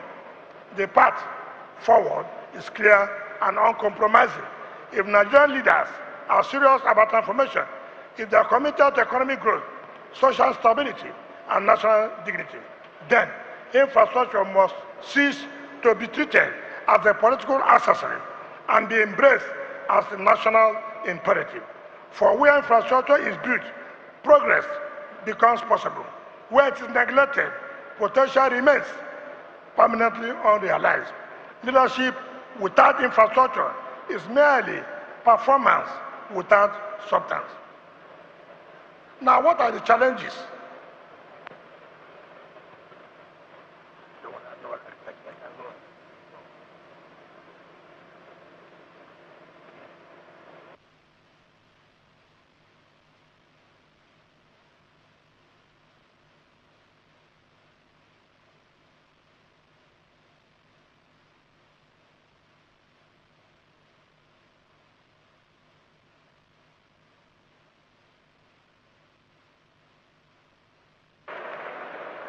I'm now well relaxed. So what are the challenges to infrastructure development in Nigeria? Having established that infrastructure is the most visible and verifiable expression of leadership, we must now turn deliberately and without illusion to the forces that persistently undermine its development in Nigeria. For it is not enough to design infrastructure. We must interrogate with honesty and clarity why it has remained elusive. The obstacles before us are neither abstract nor obscure. They are real, systemic, and in many cases, self-inflicted. One of the challenges is corruption and systemic leakages. Corruption is not merely the theft of funds. It is the erosion of purpose. It diverts resources from public goods to private gain, inflates project costs beyond reason, compromises standards, and leaves behind a landscape of abandoned or poorly executed projects. Roads are budgeted but not completed. Power projects are financed but not delivered. Contracts are awarded but not fulfilled. What should have been instruments of progress become monuments of waste. It is therefore not surprising that corruption has been consistently recognized as a major impediment to development outcomes in Nigeria.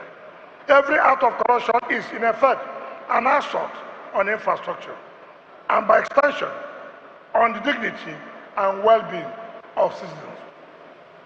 Another factor that impedes infrastructure is policy discontinuity. In Nigeria, governments often begin afresh rather than build upon the foundation laid by their predecessors. Projects are abandoned not because they are unviable, but because they are politically inconvenient. The result is a tragic cycle of waste, uncompleted roads, stalled rail lines, half-built hospitals, and neglected development plans. Development, however, is not an event, it's a continuum. Nations that succeed do so because policies outlive administrations and projects transcend political cycles. Where continuity is absent, progress becomes episodic and fragile. Third, weak institutions.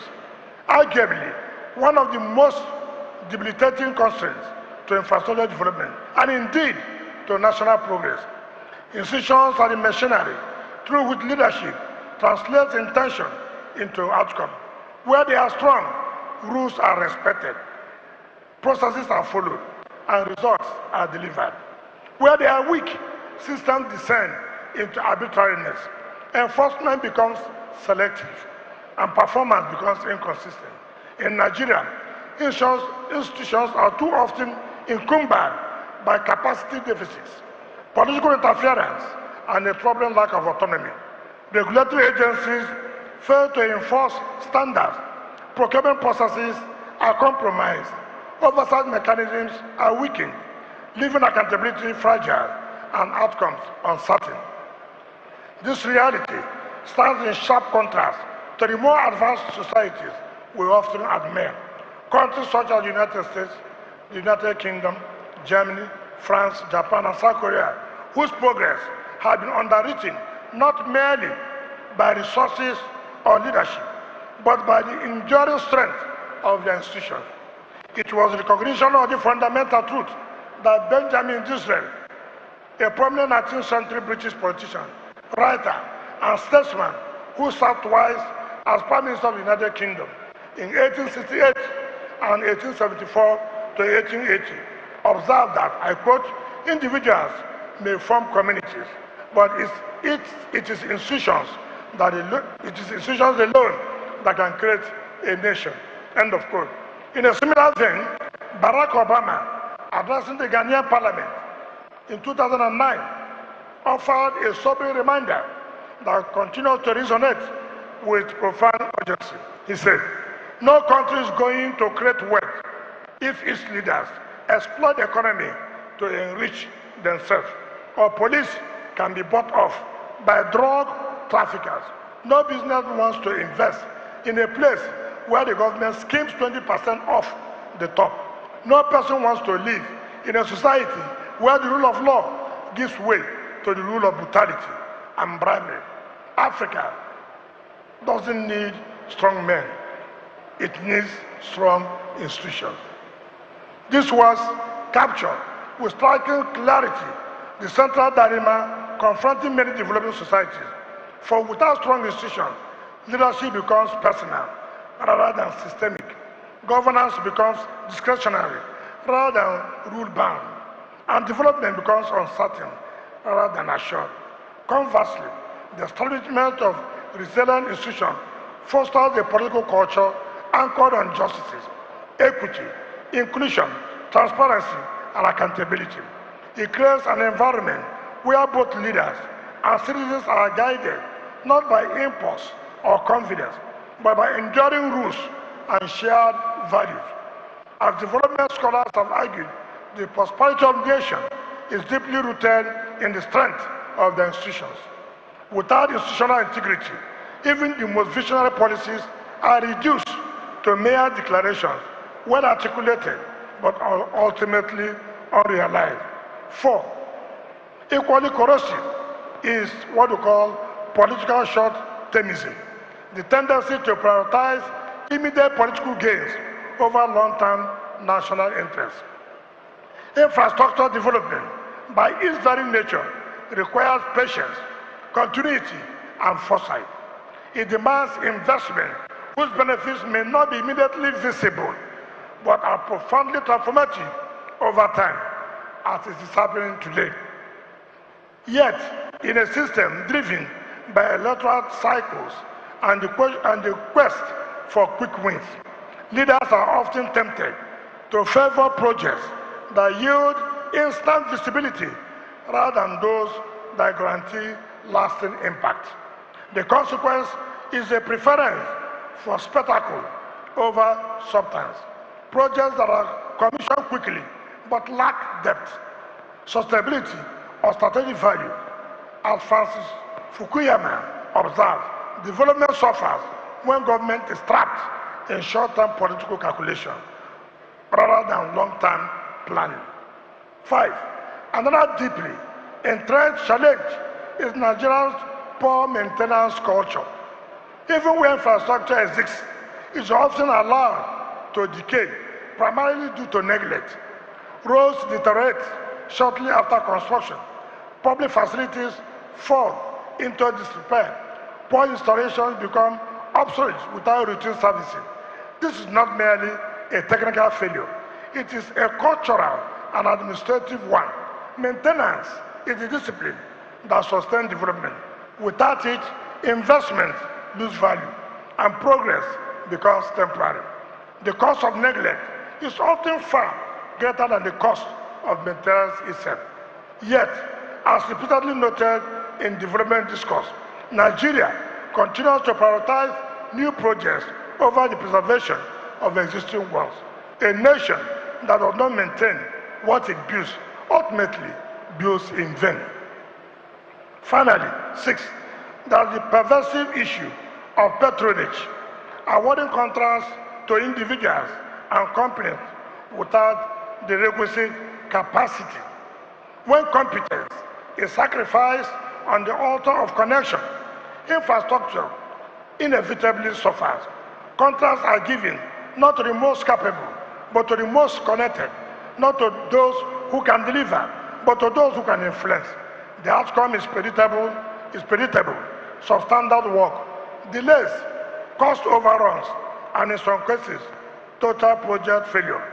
Infrastructure development is a technical enterprise that demands expertise, experience, and efficiency. Where merit is sidelined, mediocrity becomes institutionalized. As scholars of governance have observed, patronage systems undermine efficiency and weaken public sector performance. Taken together, these challenges, alongside many others that the limits of time and space will not permit us to discuss, form a dense and constricting web that continues to impede Nigeria's infrastructure advancement. They are not isolated deficiencies, but deeply interconnected failures of systems of values, and ultimately of leadership itself. Until these challenges are confronted with honesty and addressed with resolve and discipline, the aspiration for a fully developed Nigeria, anchored on functional and reliable infrastructure, will remain little more than a mirage. Now, having attained all this, let us pin it down. First of all, infrastructure renewal in contemporary Nigeria. Leadership and development under President Bola Ahmed Tinubu. We've talked theory. Let's talk now and pin it down. Don't be biased. You may not like what I will say. You don't need to like it. But the truth must be true. We have said, talking about infrastructure, you need to be patient. You need to have courage to take decisions that may be difficult, but at the end of the day, it's beneficial. It's not something you want, oh, I want this to be done today. Yes, hurriedly done, but at the end of the day, no benefit. So, no matter your biases,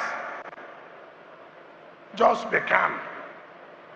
But reflect, having heard what leadership is all about, how you cannot have true leadership without infrastructure.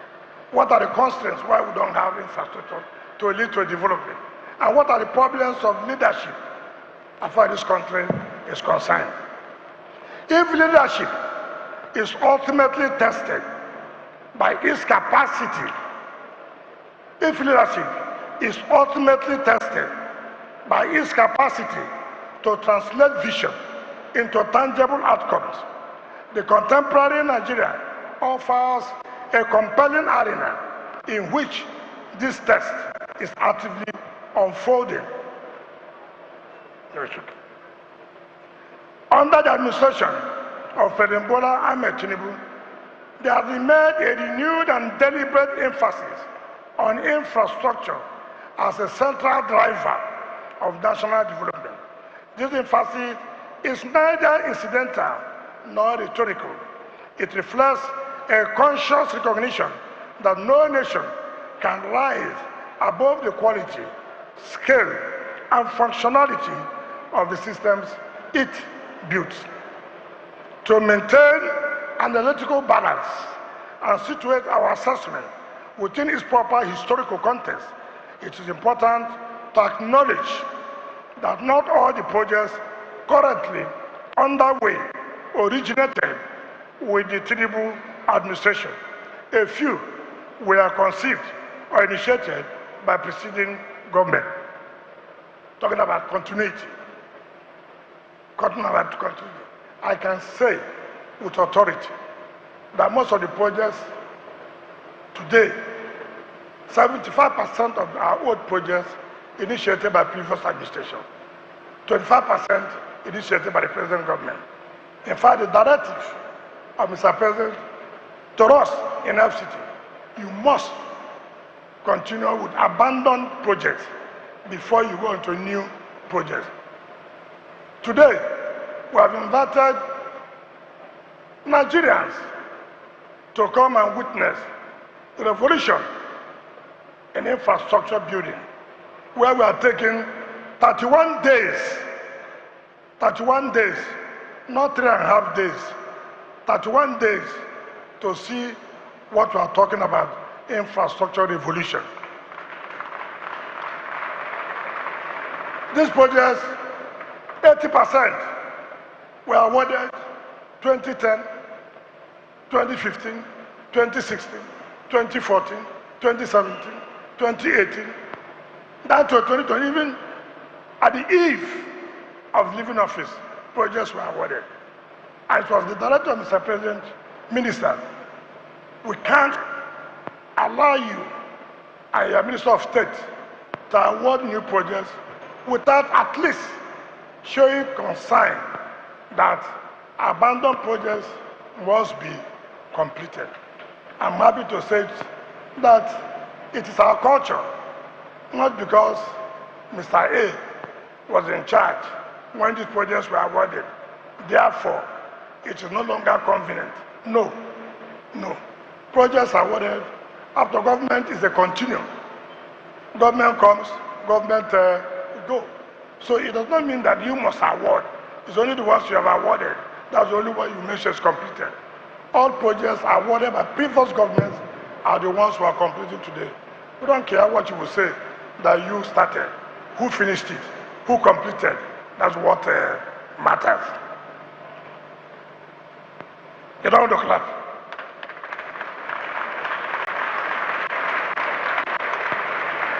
Whether you clap, you don't clap. When you come to Abuja, you will miss your road. So when you come and you ask the taxi man, where are we going to? Then you will not begin to smile. The Honorable Minister said it when he came for the convocation lecture. So bear it in mind that I assure you, you will miss your road in Abuja. Now, under President Bola Ahmed Tinubu, these initiatives have been infused with renewed urgency, expanded in scope, and more importantly, resituated within a coherent and forward-looking developmental architecture. What might once have existed as fragmented or standalone efforts are now being drawn into a more integrated national vision, one that understands infrastructure not as scattered projects, but as a strategic system of interconnected investment designed to stimulate economic productivity, deepen national integration, and widen the horizons of social inclusion. At the heart of this renewed momentum is leadership disposition marked by decisiveness and a willingness to confront long-term structural constraints.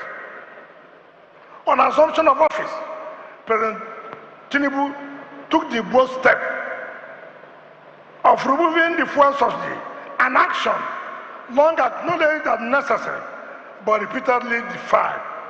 While the immediate consequences have been complex and in some cases painful, the policy has expanded fiscal space for sub-national governments and redirected national resources towards critical sectors, including infrastructure. It's a reminder that transformative leadership often requires the courage to choose long-term stability over short-term comfort. Previous governments have acknowledged that the canker one, that the cancer is in this country, And that cancer is the subsidy. You have acknowledged, you know that is a problem. Yet, you have no courage to take a decision. Yet, decision taking may be painful. But as a leader, what makes you is to have that courage, to be able to take decisions. The decisions that in the short time may be painful, but at the long run will be very helpful. Today, nobody talks, no state talks about going to banks to borrow money. Banks are now looking for states. Before, when we were in government, we go to banks, kneel down for them. Please, give me social amount of money. Start collecting social money from our IGR every month. Sometimes we'll go, the manager will follow through the back door and run away. A whole governor will be waiting in the office of the manager. Today, because of the removal of oil subsidy, subnationals, states are now getting more funds. No state is talking about borrowing again. Have you had any state crying of borrowing? No. No state is talking about zero allocation. No local government is talking about zero allocation. It is because of the courage of a leadership to take a decision everybody has run away from. Nobody wants to talk about it. If I talk about oil subsidy, the cabal will come after me. But the day he was sworn in office, he said, yes, I know that the cabal, I know there are people who are benefiting, but as the president, having taken oath to serve this country, I have the courage, I have the political will to take this decision. That day, 29th of May, 2023, Mr. President said, bye-bye to oil subsidy. You don't want to clap.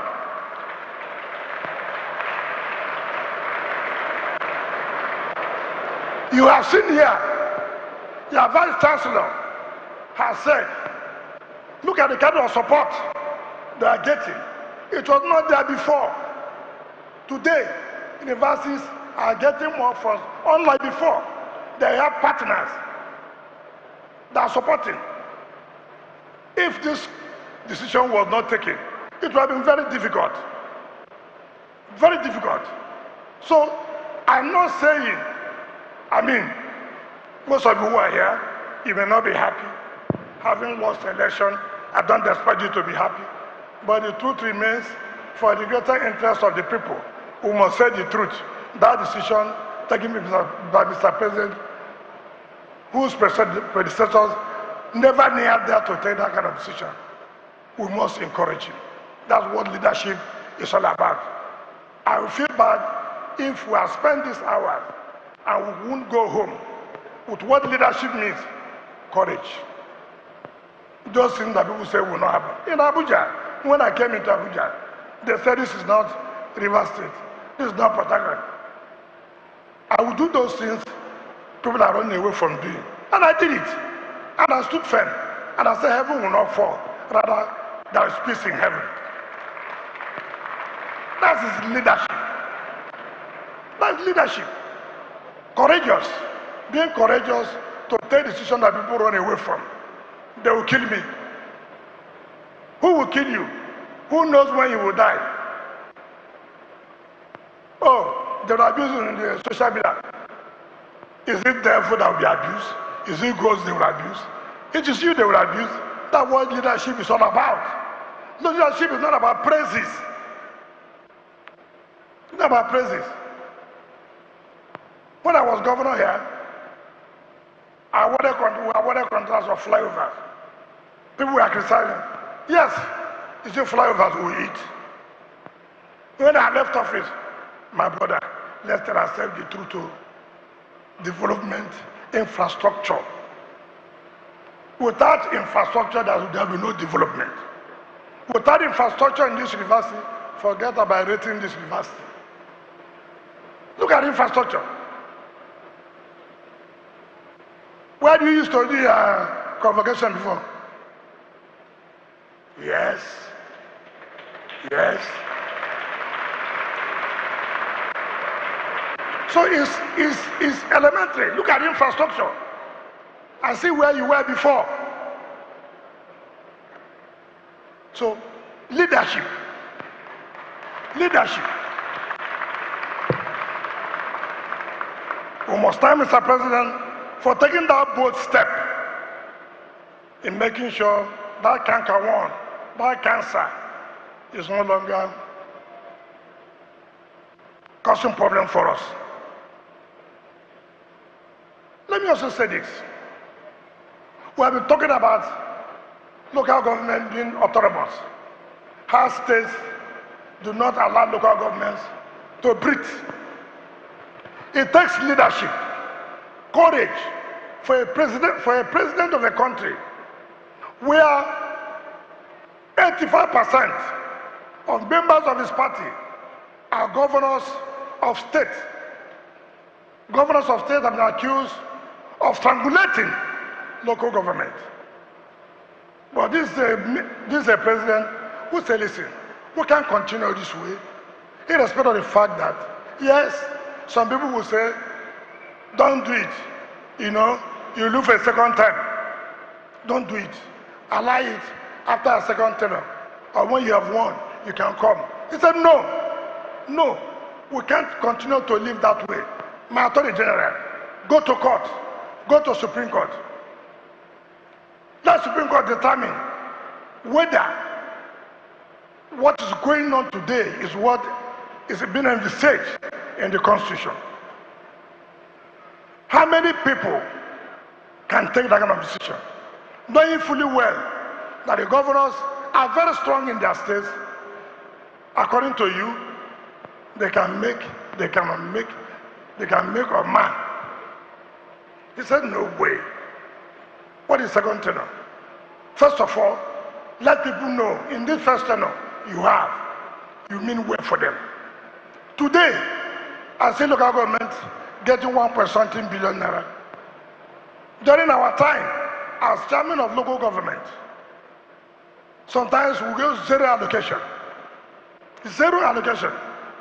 Why? When money comes to local government, it is being removed as sort, first charge to pay primary school teachers. At the end of the day, no 1 naira is left for development. Today, local governments, you see your colleague, Dr. What's that chairman's name of Obiabo? Dr. Gift Wall, see how he's smiling, moving like this, because money is made available. He can come to this institution. My colleagues, I want to do this for this university. Why not? Tinubu has made it possible. All the other government before, they are aware of this. They didn't do anything. That's what we're talking about. Leadership. Leadership is not for popularity. If you want to be popular, then don't talk about leadership. People don't like those who are courageous. People don't like those who are decisive, who can take decisions. To third of people here don't like me, I'm aware. But it makes me to work hard. I'm not here for beauty contest. I'm here to tell you the simple truth, and you must hear it. Whether you want to do something with it or not, hearing you must hear.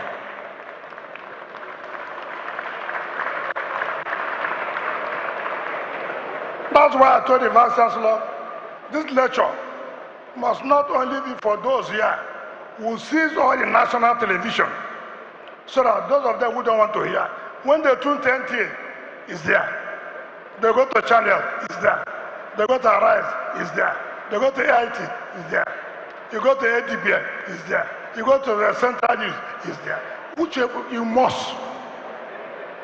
You must. You must. You must hear the truth. Across the country, this commitment is most visibly expressed in the scale and ambition of ongoing infrastructure projects. In the realm of road development, flagship initiatives such as Lagos-Calabar Coastal Highway. When this came up, most people will say, what is this? They want to eat money. What is this? This thing cannot be materialized. It will be an abandoned project.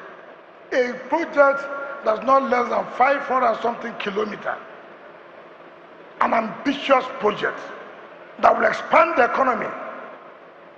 An infrastructure that will expand the economy. That will give opportunities for development. Nobody wants to think about it. The coastal road. What will be the benefit of the coastal road when it is completed? Look at the Sokoto-Badagry road. It is not merely transport corridors, but bold attempts to redraw Nigeria's economic geography, linking regions, stimulating trade, and fostering integration. Long delayed arteries like the Abuja-Kaduna-Zaria-Kano road are all receiving renewed attention. Very important. Ambitious project, but projects that will open up the economy of this country. Badagry to Sokoto is not less than 400 kilometers. These are very ambitious projects that engulf trillions of naira. But at the end of the day, we'll get benefit from it. It's not a project that is awarded today, tomorrow is completed. No. It's because that you be patient, that it will take a long time. By the end of the day, the benefit outweighs. Rail infrastructure is similarly undergoing revitalization. Efforts to improve the efficiency and security of existing corridors alongside the rehabilitation of the Port Harcourt-Maiduguri Eastern Line signal a recognition of rail transport as indispensable to national mobility and economic transformation. The renewed push toward standard gauge expansion reflects an ambition to modernize Nigerian transport architecture in line with global standards. The administration has also prioritized energy transition and sustainability through the presidential compressed natural gas initiative, designed to reduce transportation costs and dependence on petrol, while promoting cleaner energy alternatives. Similarly, the launch of the National Hydrogen Policy signals a forward-looking engagement with emerging global energy paradigms, positioning Nigeria within the evolving discourse on green industrialization. I'm happy that the Vice Chancellor, when he was talking about the 3,500 students of this university that benefited from the Education Loan Fund. This is very, very essential. The establishment of the Nigeria Education Loan Fund, NEL Fund, represents a landmark intervention aimed at democratizing access to higher education. By reducing financial barriers, the initiative aligns with a broader understanding of infrastructure, not only as fiscal structures, but as institutional mechanisms that empower human capital and expand opportunity. Taken together, these efforts and many others suggest a leadership approach that is increasingly attentive to the structural foundations of development. Yet it must be emphasized that the full impact of this initiative is still emerging. Infrastructural development is by its nature a long-term enterprise. Its true value is measured not in announcement, but in outcomes, not in contracts awarded, but in projects completed and sustained.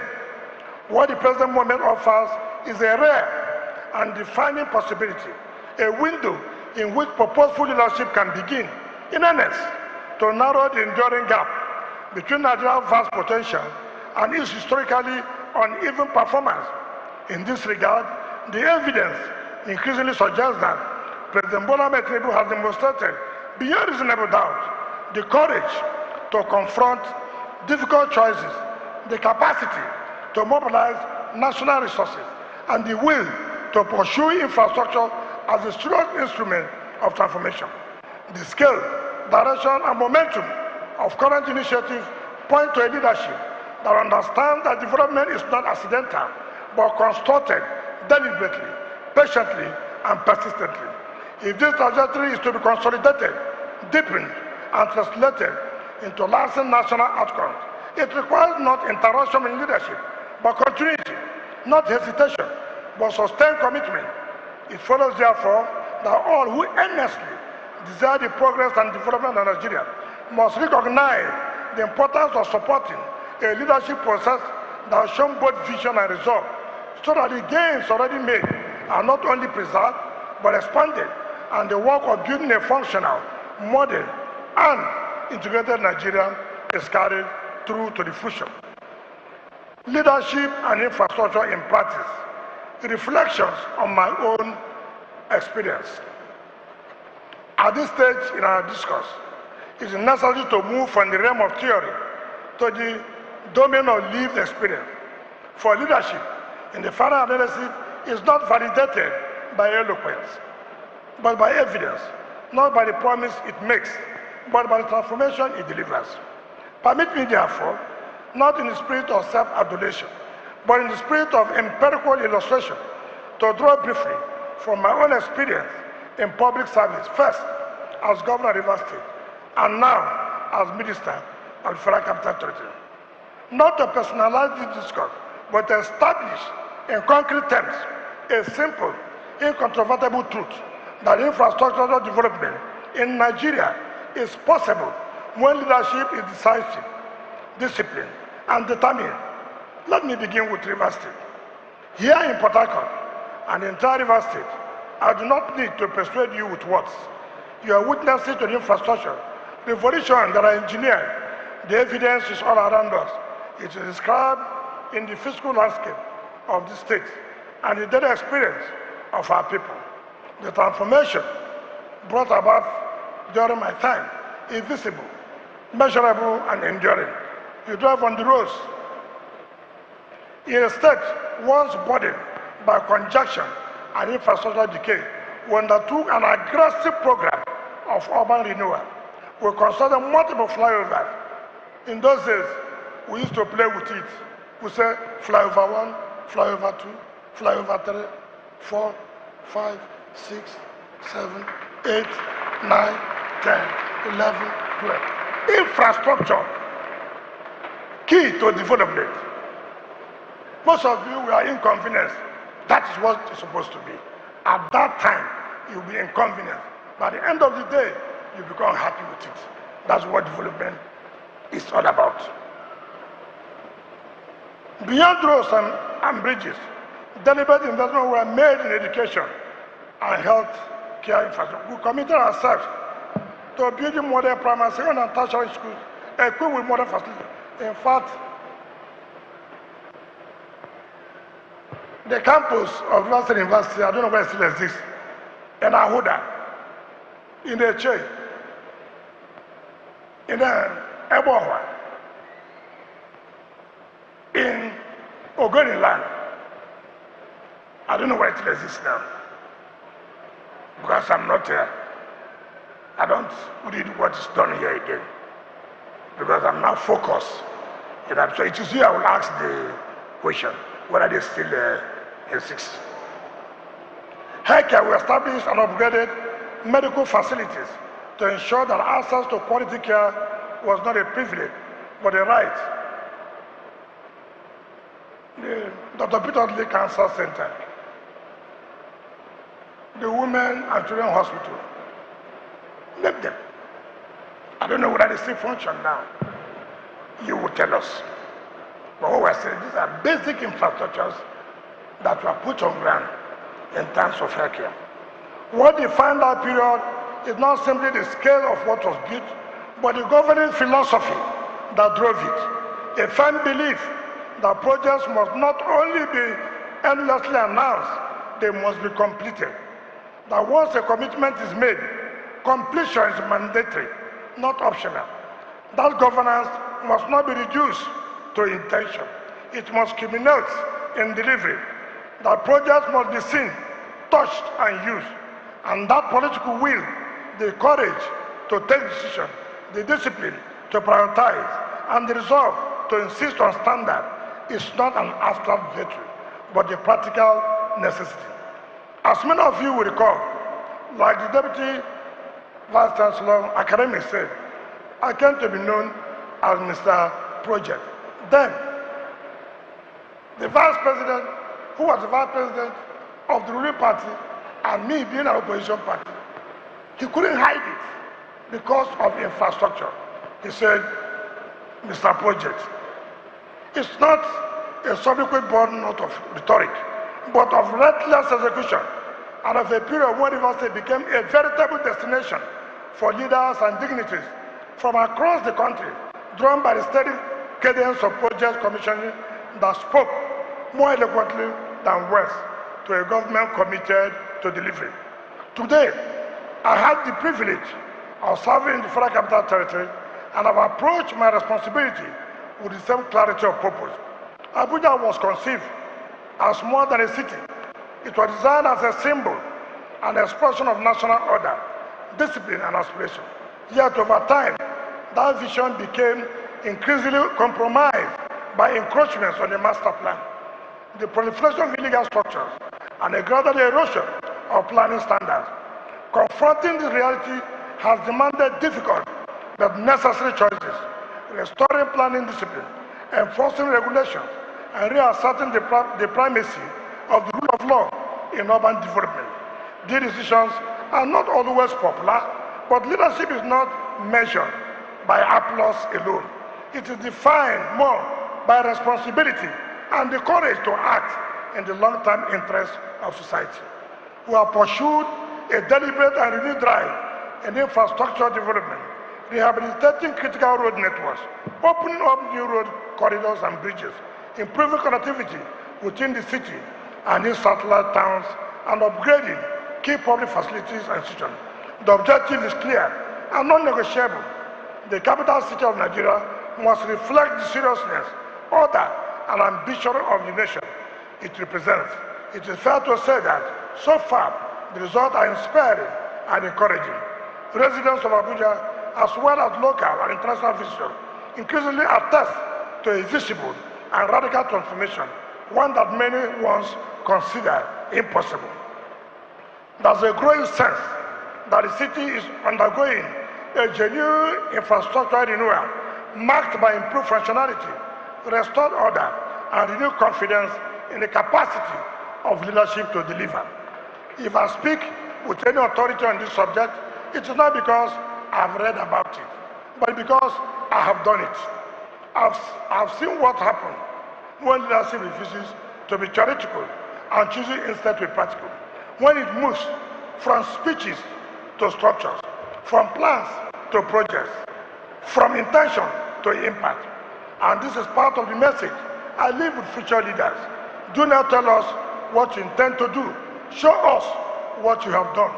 Do not promise transformation. Deliver it. Do not manage decline. Build progress. For in the final analysis, leadership is not judged by the noise it makes, but by the infrastructure it leaves behind, and by the lives that the infrastructure transforms. Lessons for future leaders. Having reflected on the meaning of leadership and examined its expression through infrastructure, it is fitting that we distill the enduring lessons for those who will carry the burden of leadership tomorrow. For every generation inherits not only the achievements of its predecessors, but also their unfinished tasks. The question, therefore, is not merely what has been done, but what future leaders will choose to do differently and do better. The first lesson to internalize is that leadership, above all else, requires courage. Every society is filled with decisions that must be taken, but are often avoided. Decisions delayed out of fear, postponed out of confidence, or abandoned in the face of resistance. Yet progress does not wait for comfort. It requires leaders who are willing to confront difficult realities, to make hard choices, and to act even when such actions are unpopular or misunderstood. The distance between stagnation and transformation is often measured by the courage to act. But courage alone is not enough. It must be guided by vision and more importantly, by execution. Ideas are abundant, intentions are countless, promises are easy. Yet, without execution, they remain empty. Nations are not built on plans alone, but on projects completed, systems delivered, and results sustained. Leadership must therefore move beyond the rhetoric of possibility to the discipline of performance, for it is not what is imagined that changes society, but what is implemented. At the heart of this responsibility lies a moral imperative that public interest must always override personal gain. Leadership is a trust, one that demands integrity, selflessness, and a commitment to the common good. Where personal ambition eclipses public purpose, corruption takes root, institutions weaken, and development falters. But where integrity prevails, where decisions are anchored in the collective good, societies advance with stability and purpose. In this pursuit, continuity becomes indispensable. No nation can develop sustainably if each new administration begins by dismantling the efforts of the last. Development is cumulative. It requires that leaders build on what exists, improve what's inherited, and complete what has been started. The abandonment of projects is not merely wasteful, it's a profound breach of public trust. True leadership recognizes that progress is a relay, not a solitary sprint. It must also be clearly understood that infrastructure is not a luxury to be pursued at convenience, but a necessity to be prioritized with urgency. It is the backbone of development, the foundation upon which productivity is enhanced, inequality reduced, and human dignity affirmed. Roads, schools, hospitals, power supply, and digital connectivity are not privileges reserved for the few. They are essential conditions for a functional society. To neglect them is to limit the possibilities of national progress. Yet, even the most ambitious efforts in infrastructure and development cannot endure without accountability. To lead is to answer to the people, to institutions, and ultimately to history. Accountability ensures that power is exercised responsibly, that resources are managed with prudence, and that outcomes are measured against clear standards. Where accountability is absent, failure multiplies without consequence. But where it is present, performance becomes not an option, but an obligation. It must also be emphasized that infrastructure is not built by policy statements alone, but by purposeful leadership. Policies may provide direction, but it is in commitment that delivers results. Blueprints do not build roads. Declarations do not generate power. Speeches do not construct bridges. It is leadership that acts, persists, and completes. That lesson of all is this. The challenge, perhaps the most sobering lesson of all is this. The challenge of infrastructure development in Nigeria is not one of impossibility, but of indecision. It is not beyond our reach. It is often beyond our resolve. When leadership is weak, projects stall. When leadership hesitates, systems falter. But when leadership is firm, disciplined, decisive, and committed, results inevitably follow, just as it is now in Abuja. Progress then ceases to be a promise and becomes a reality. These lessons, though simple in expression, carry profound implications. They call for a new generation of leaders, leaders who are courageous in decision making, disciplined in execution, principled in conduct, and unwavering in their commitment to public good. The future of Nigeria will be determined not by what is said, but by what is done. And when the mantle of leadership rests upon the shoulders of future leaders, may they not merely aspire to lead, but resolve to build. In conclusion, having journeyed through the paradox of Nigeria's development experience, examined the meaning and mandate of leadership, and reflected on infrastructure as its most visible expression, we are brought inevitably back to a simple but profound truth. The destiny of any nation is shaped at the intersection of leadership and infrastructure. Where leadership is purposeful, infrastructure becomes transformative. Where leadership is weak, infrastructure becomes shambolic. What we have said in essence is that leadership is not an abstract idea detached from reality. It is the force that determines whether roads are built and maintained, whether power is generated and sustained, whether schools function and expand, and whether hospitals heal or merely symbolize neglect. Infrastructure, on the other hand, is leadership made visible. It is governance translated into concrete experience. In that sense, a nation does not rise by chance. It rises by design, and that design is leadership. It is therefore fitting to remind ourselves that history is rarely kind to rhetoric. It does not preserve intentions. It preserves outcomes. If it does not remember promises, it remembers performance. Long after speeches have faded and offices have been vacated, what endures are the structures that were built, the systems that were strengthened, and the lives that were changed. In the final analysis, history will not judge us by the eloquence of aspiration, but by the substance of our achievement.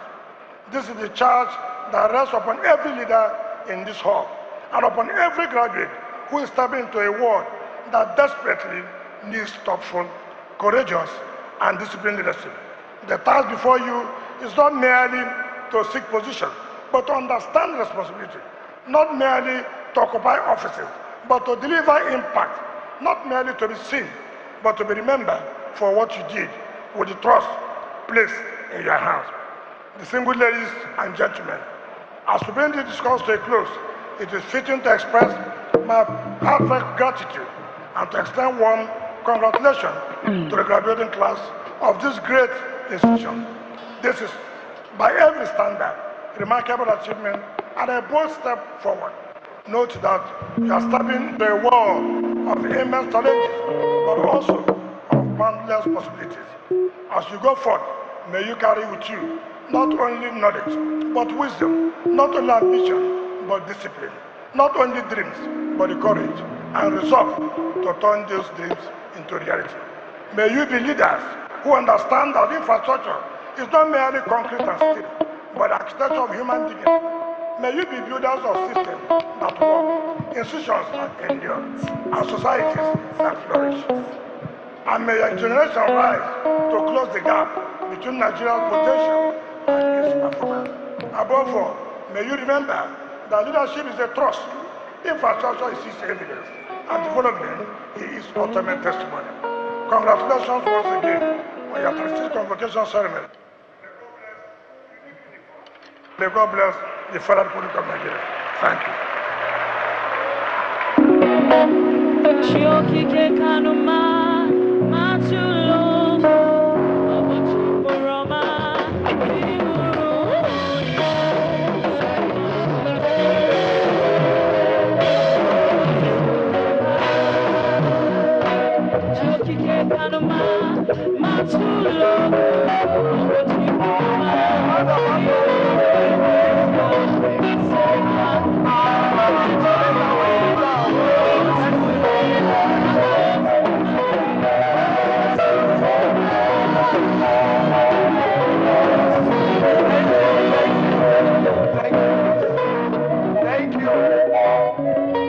In appreciation of this very wonderful lecture, I would like to call on the Pro-Chancellor and Chairman of the Governing Council, distinguished Senator Mao Arukwe Ouabuon, to present a certificate of appreciation and an applause to our inaugural lecturer. Chancellor, sir. Pro-Chancellor.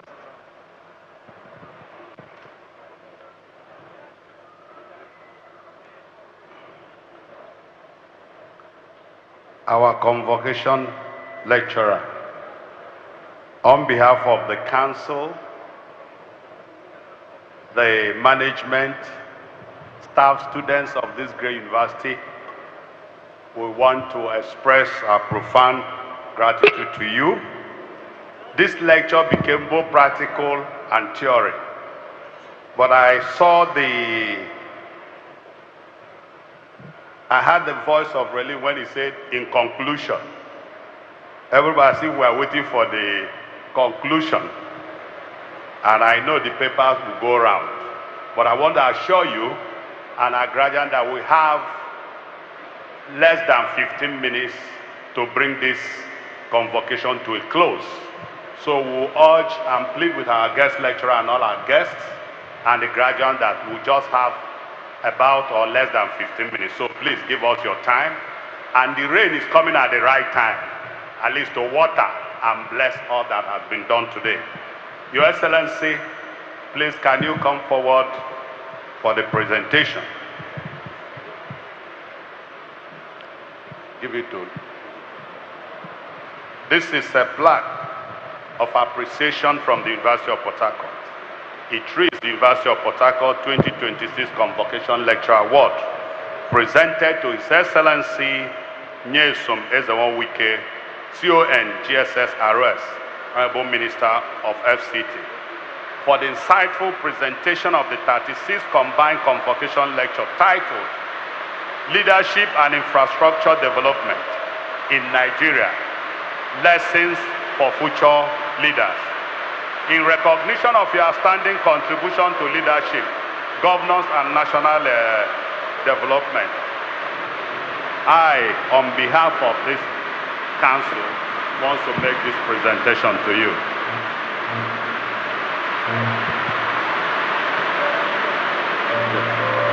Also here is the certificate, which also reads University of Port Harcourt 2026 Convocation Ceremony Certificate of Appreciation.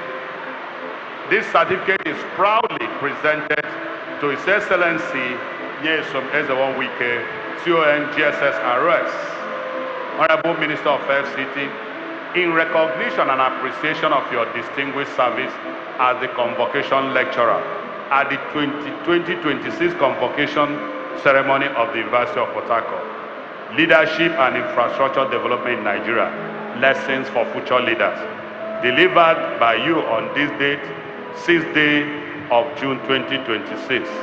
Your inspiring lecture, exemplary leadership, and invaluable contribution to national development have greatly enriched our academic community and inspired future leaders. So on behalf of all of you, I make this presentation to you. Congratulations, sir. Congratulations, sir. Congratulations. So quickly, please, quickly. Register. Register. We don't.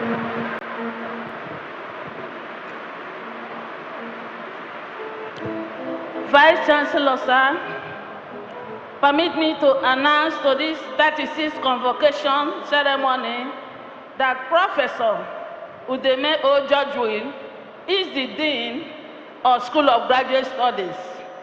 Yesterday, the Dean was erroneously addressed as Acting Dean.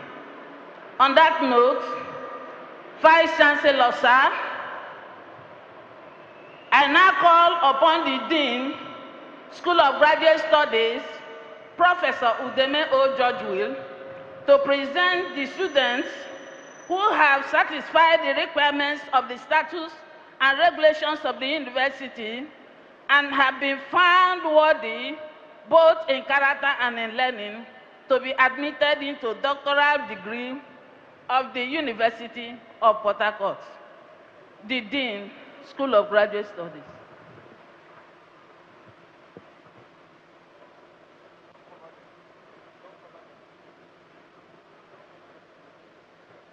Will the graduates for the degree of Doctor of Philosophy please stand?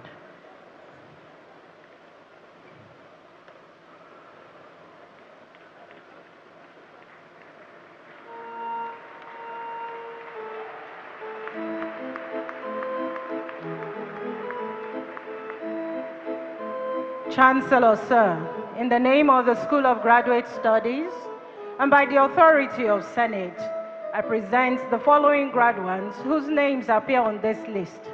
Those present and those absent, and for whom I stand proxy, who have been found worthy, both in character and in learning, to be admitted to the degree of Doctor of Philosophy of the University of Port Harcourt.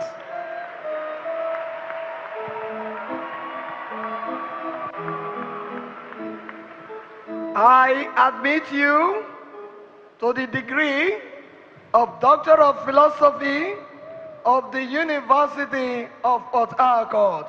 Take a bow. Congratulations. We don't finish. We have finished.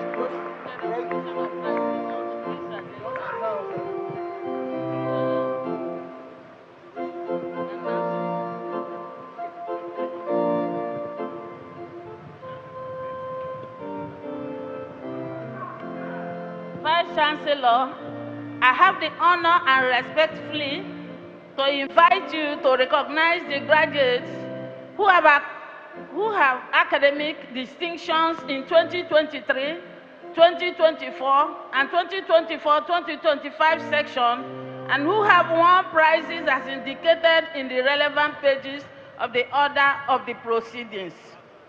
Will all such prize winners please stand?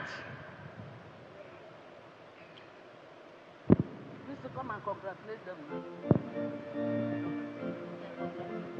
Okay. I congratulate you all on your achievements. Let me join the Vice Chancellor in congratulating you on your academic achievements. Winners, please, you will come to the academic offices for your prizes.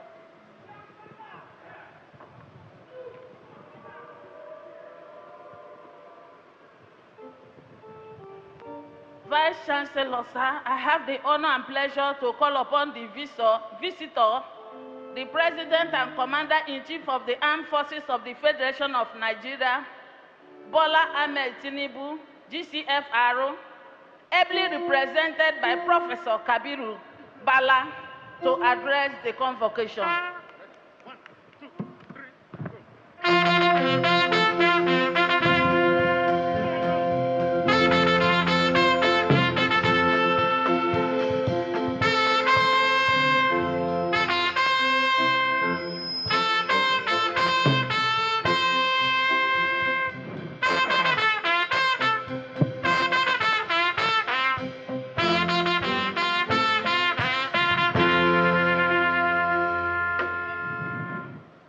Her Excellency, the Honorable Minister of the Federal Capital and former Governor of Rivers State,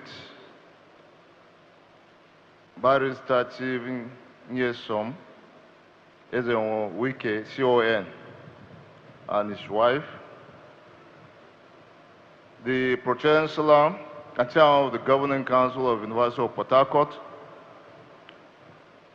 distinguished Senator Mao Abunwa, PhD, other members of the Governing Council, the Vice Chancellor, Professor Nwari Abraham Georgewell, principal officers of the university,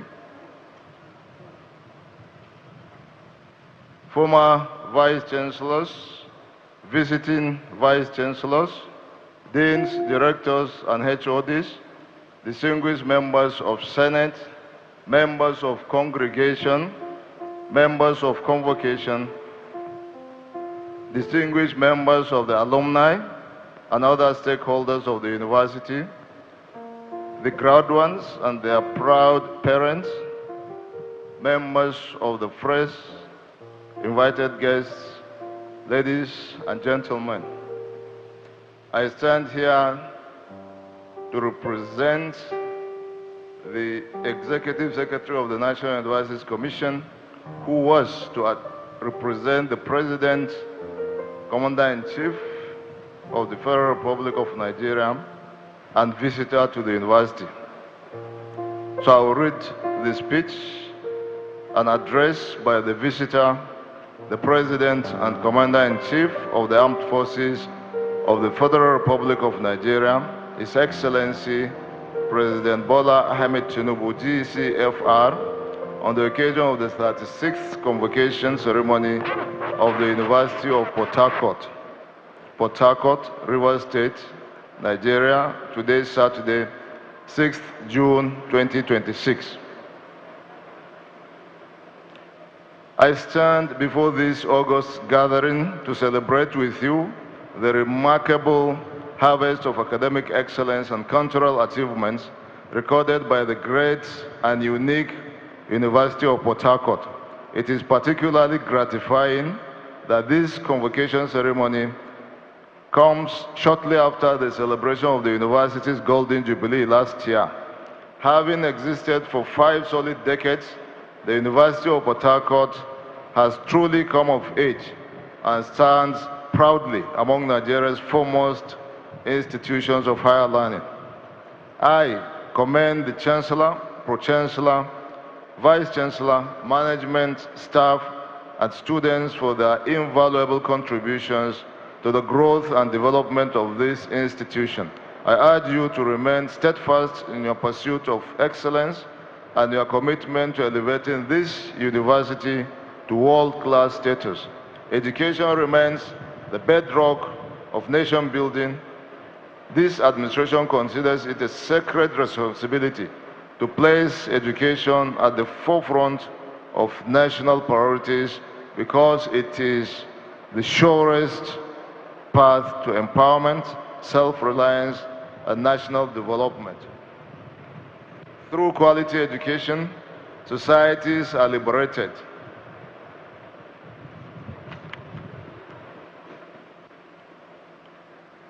Through education, societies are liberated from ignorance, poverty, and dependency. I also commend the cordial relationship sustained between the university and its host communities over the years.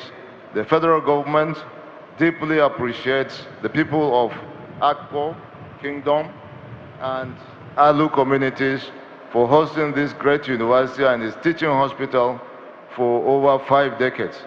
This administration remains fully committed to providing quality education to Nigerians within the available resources.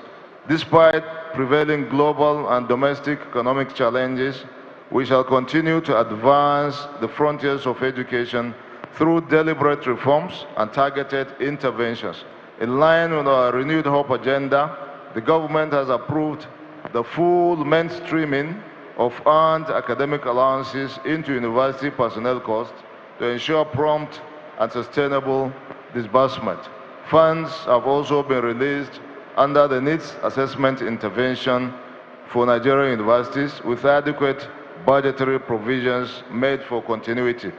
The Federal Ministry of Education, working closely with agencies such as the National Universities Commission, Tertiary Education Trust Fund, and Nigerian Education Loan Fund, remains committed to strengthening tertiary education through quality assurance, infrastructure provision. We have heard that from the convocation lecturer, a lot of it. Research support, human capacity development, and student financing initiatives. As a youth-friendly administration, we are committed to ensuring that no Nigerian student is denied access to education due to financial limitations. To date, over 864,000 Nigerian students have benefited from education loans amounting to over 161 billion naira for tuition and upkeep. Our universities must take advantage of these progressive reforms to produce patriotic, innovative, and industrious graduates who are capable of not only seeking jobs, but also creating them. Institutions should focus on programs aligned with national needs and develop areas of comparative advantage instead of overstretching limited resources. Universities are centers of knowledge, innovation, and societal advancement. They exist to promote teaching, research, and service to humanity. by the outstanding achievements of its alumni and contributions to national development, the University of Port Harcourt particularly has distinguished itself as one of Nigeria's leading universities in addressing the environmental, industrial, and economic challenges of the Niger Delta region. Over the past 5 decades, the university has established specialized research centers, manpower development initiatives, and innovative academic programs that have contributed immensely to national growth. There is a strong connection between scholarship, research, and economic productivity, and universities must continue to provide practical solutions to societal challenges through relevant curricula and research-driven innovations. I am pleased to note that the university's strategic collaborations with the oil industry, including partnerships with Shell, Nigeria Exploration and Production Company, and other stakeholders, which have yielded significant human capital development projects, technological advancement, and research support. The federal government is also supporting infrastructure renewal through ongoing rehabilitation of classrooms, hostels, and learning facilities, alongside the provision of modern furniture and equipment. The government remains committed to sustaining peace, industrial harmony, and security in all tertiary institutions across the country. I therefore urge students, university-based unions, staff, and stakeholders to avoid actions capable of disrupting academic stability. Issues such as cultism, kidnapping, violence, incessant strikes, and land disputes must be kept far from our campuses. We also appeal to landlords and host communities to continue ensuring the safety and welfare of students and staff residing within their domains. The painful memory of the UNIPORT 4 tragedy remains a reminder of the need to uphold justice, peace, and humanity. Let dialogue, tolerance, and mutual understanding remain the guiding principles of our engagement.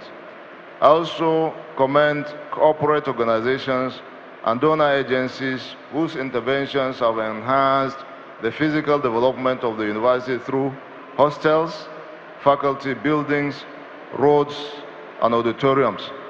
Your Excellency, I particularly note the construction of these magnificent edifices by your administration, and your pledge to build the council chamber in 1 year. I hope the VC will invite me to the commission in June next year, God willing. A clap now for the Excellency. I also commend corporate organizations and donors. To the graduates, I extend my warmest congratulations. I also celebrate those who distinguish themselves academically and in character. As future leaders of our nation, you must uphold the values of integrity, excellence, peaceful coexistence, and patriotism. Your graduation marks the beginning of greater responsibilities and opportunities. I encourage you to take advantage of the numerous economic and empowerment programs introduced by this administration and strive to become employers of labor rather than depend solely on white-collar jobs. Go forth and be worthy ambassadors of the University of Port Harcourt and the Federal Republic of Nigeria. I wish you success in all your future endeavors. Finally, I commend the Governing Council and management for sustaining peace, stability, and progress within the university.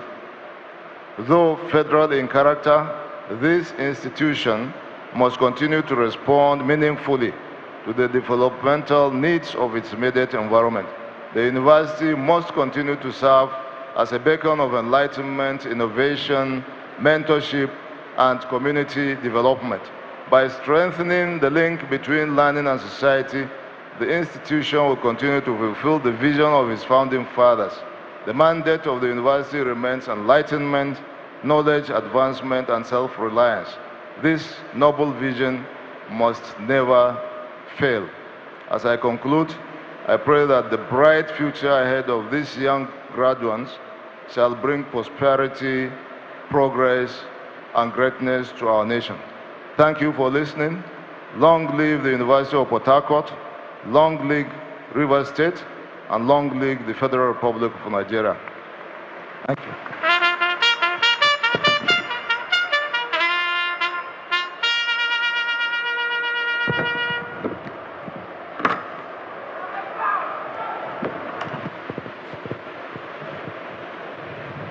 Let me return all the glory and honor to God Almighty for the success of this convocation, and also to announce that this is my last convocation as I will officiate as the registrar of the university.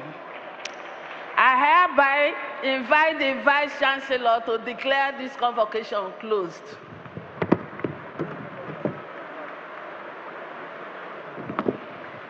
There will be convocation Thanksgiving at our Savior Chapel tomorrow by 10 a.m. Please endeavor to attend.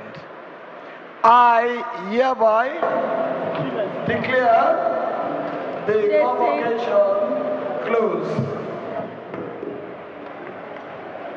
May I invite us to rise as we take the university anthem that will be followed by the national anthem. Thank you.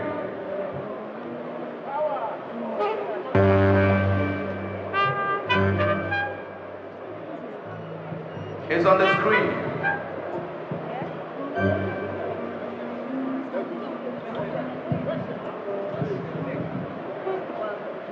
The university anthem, please.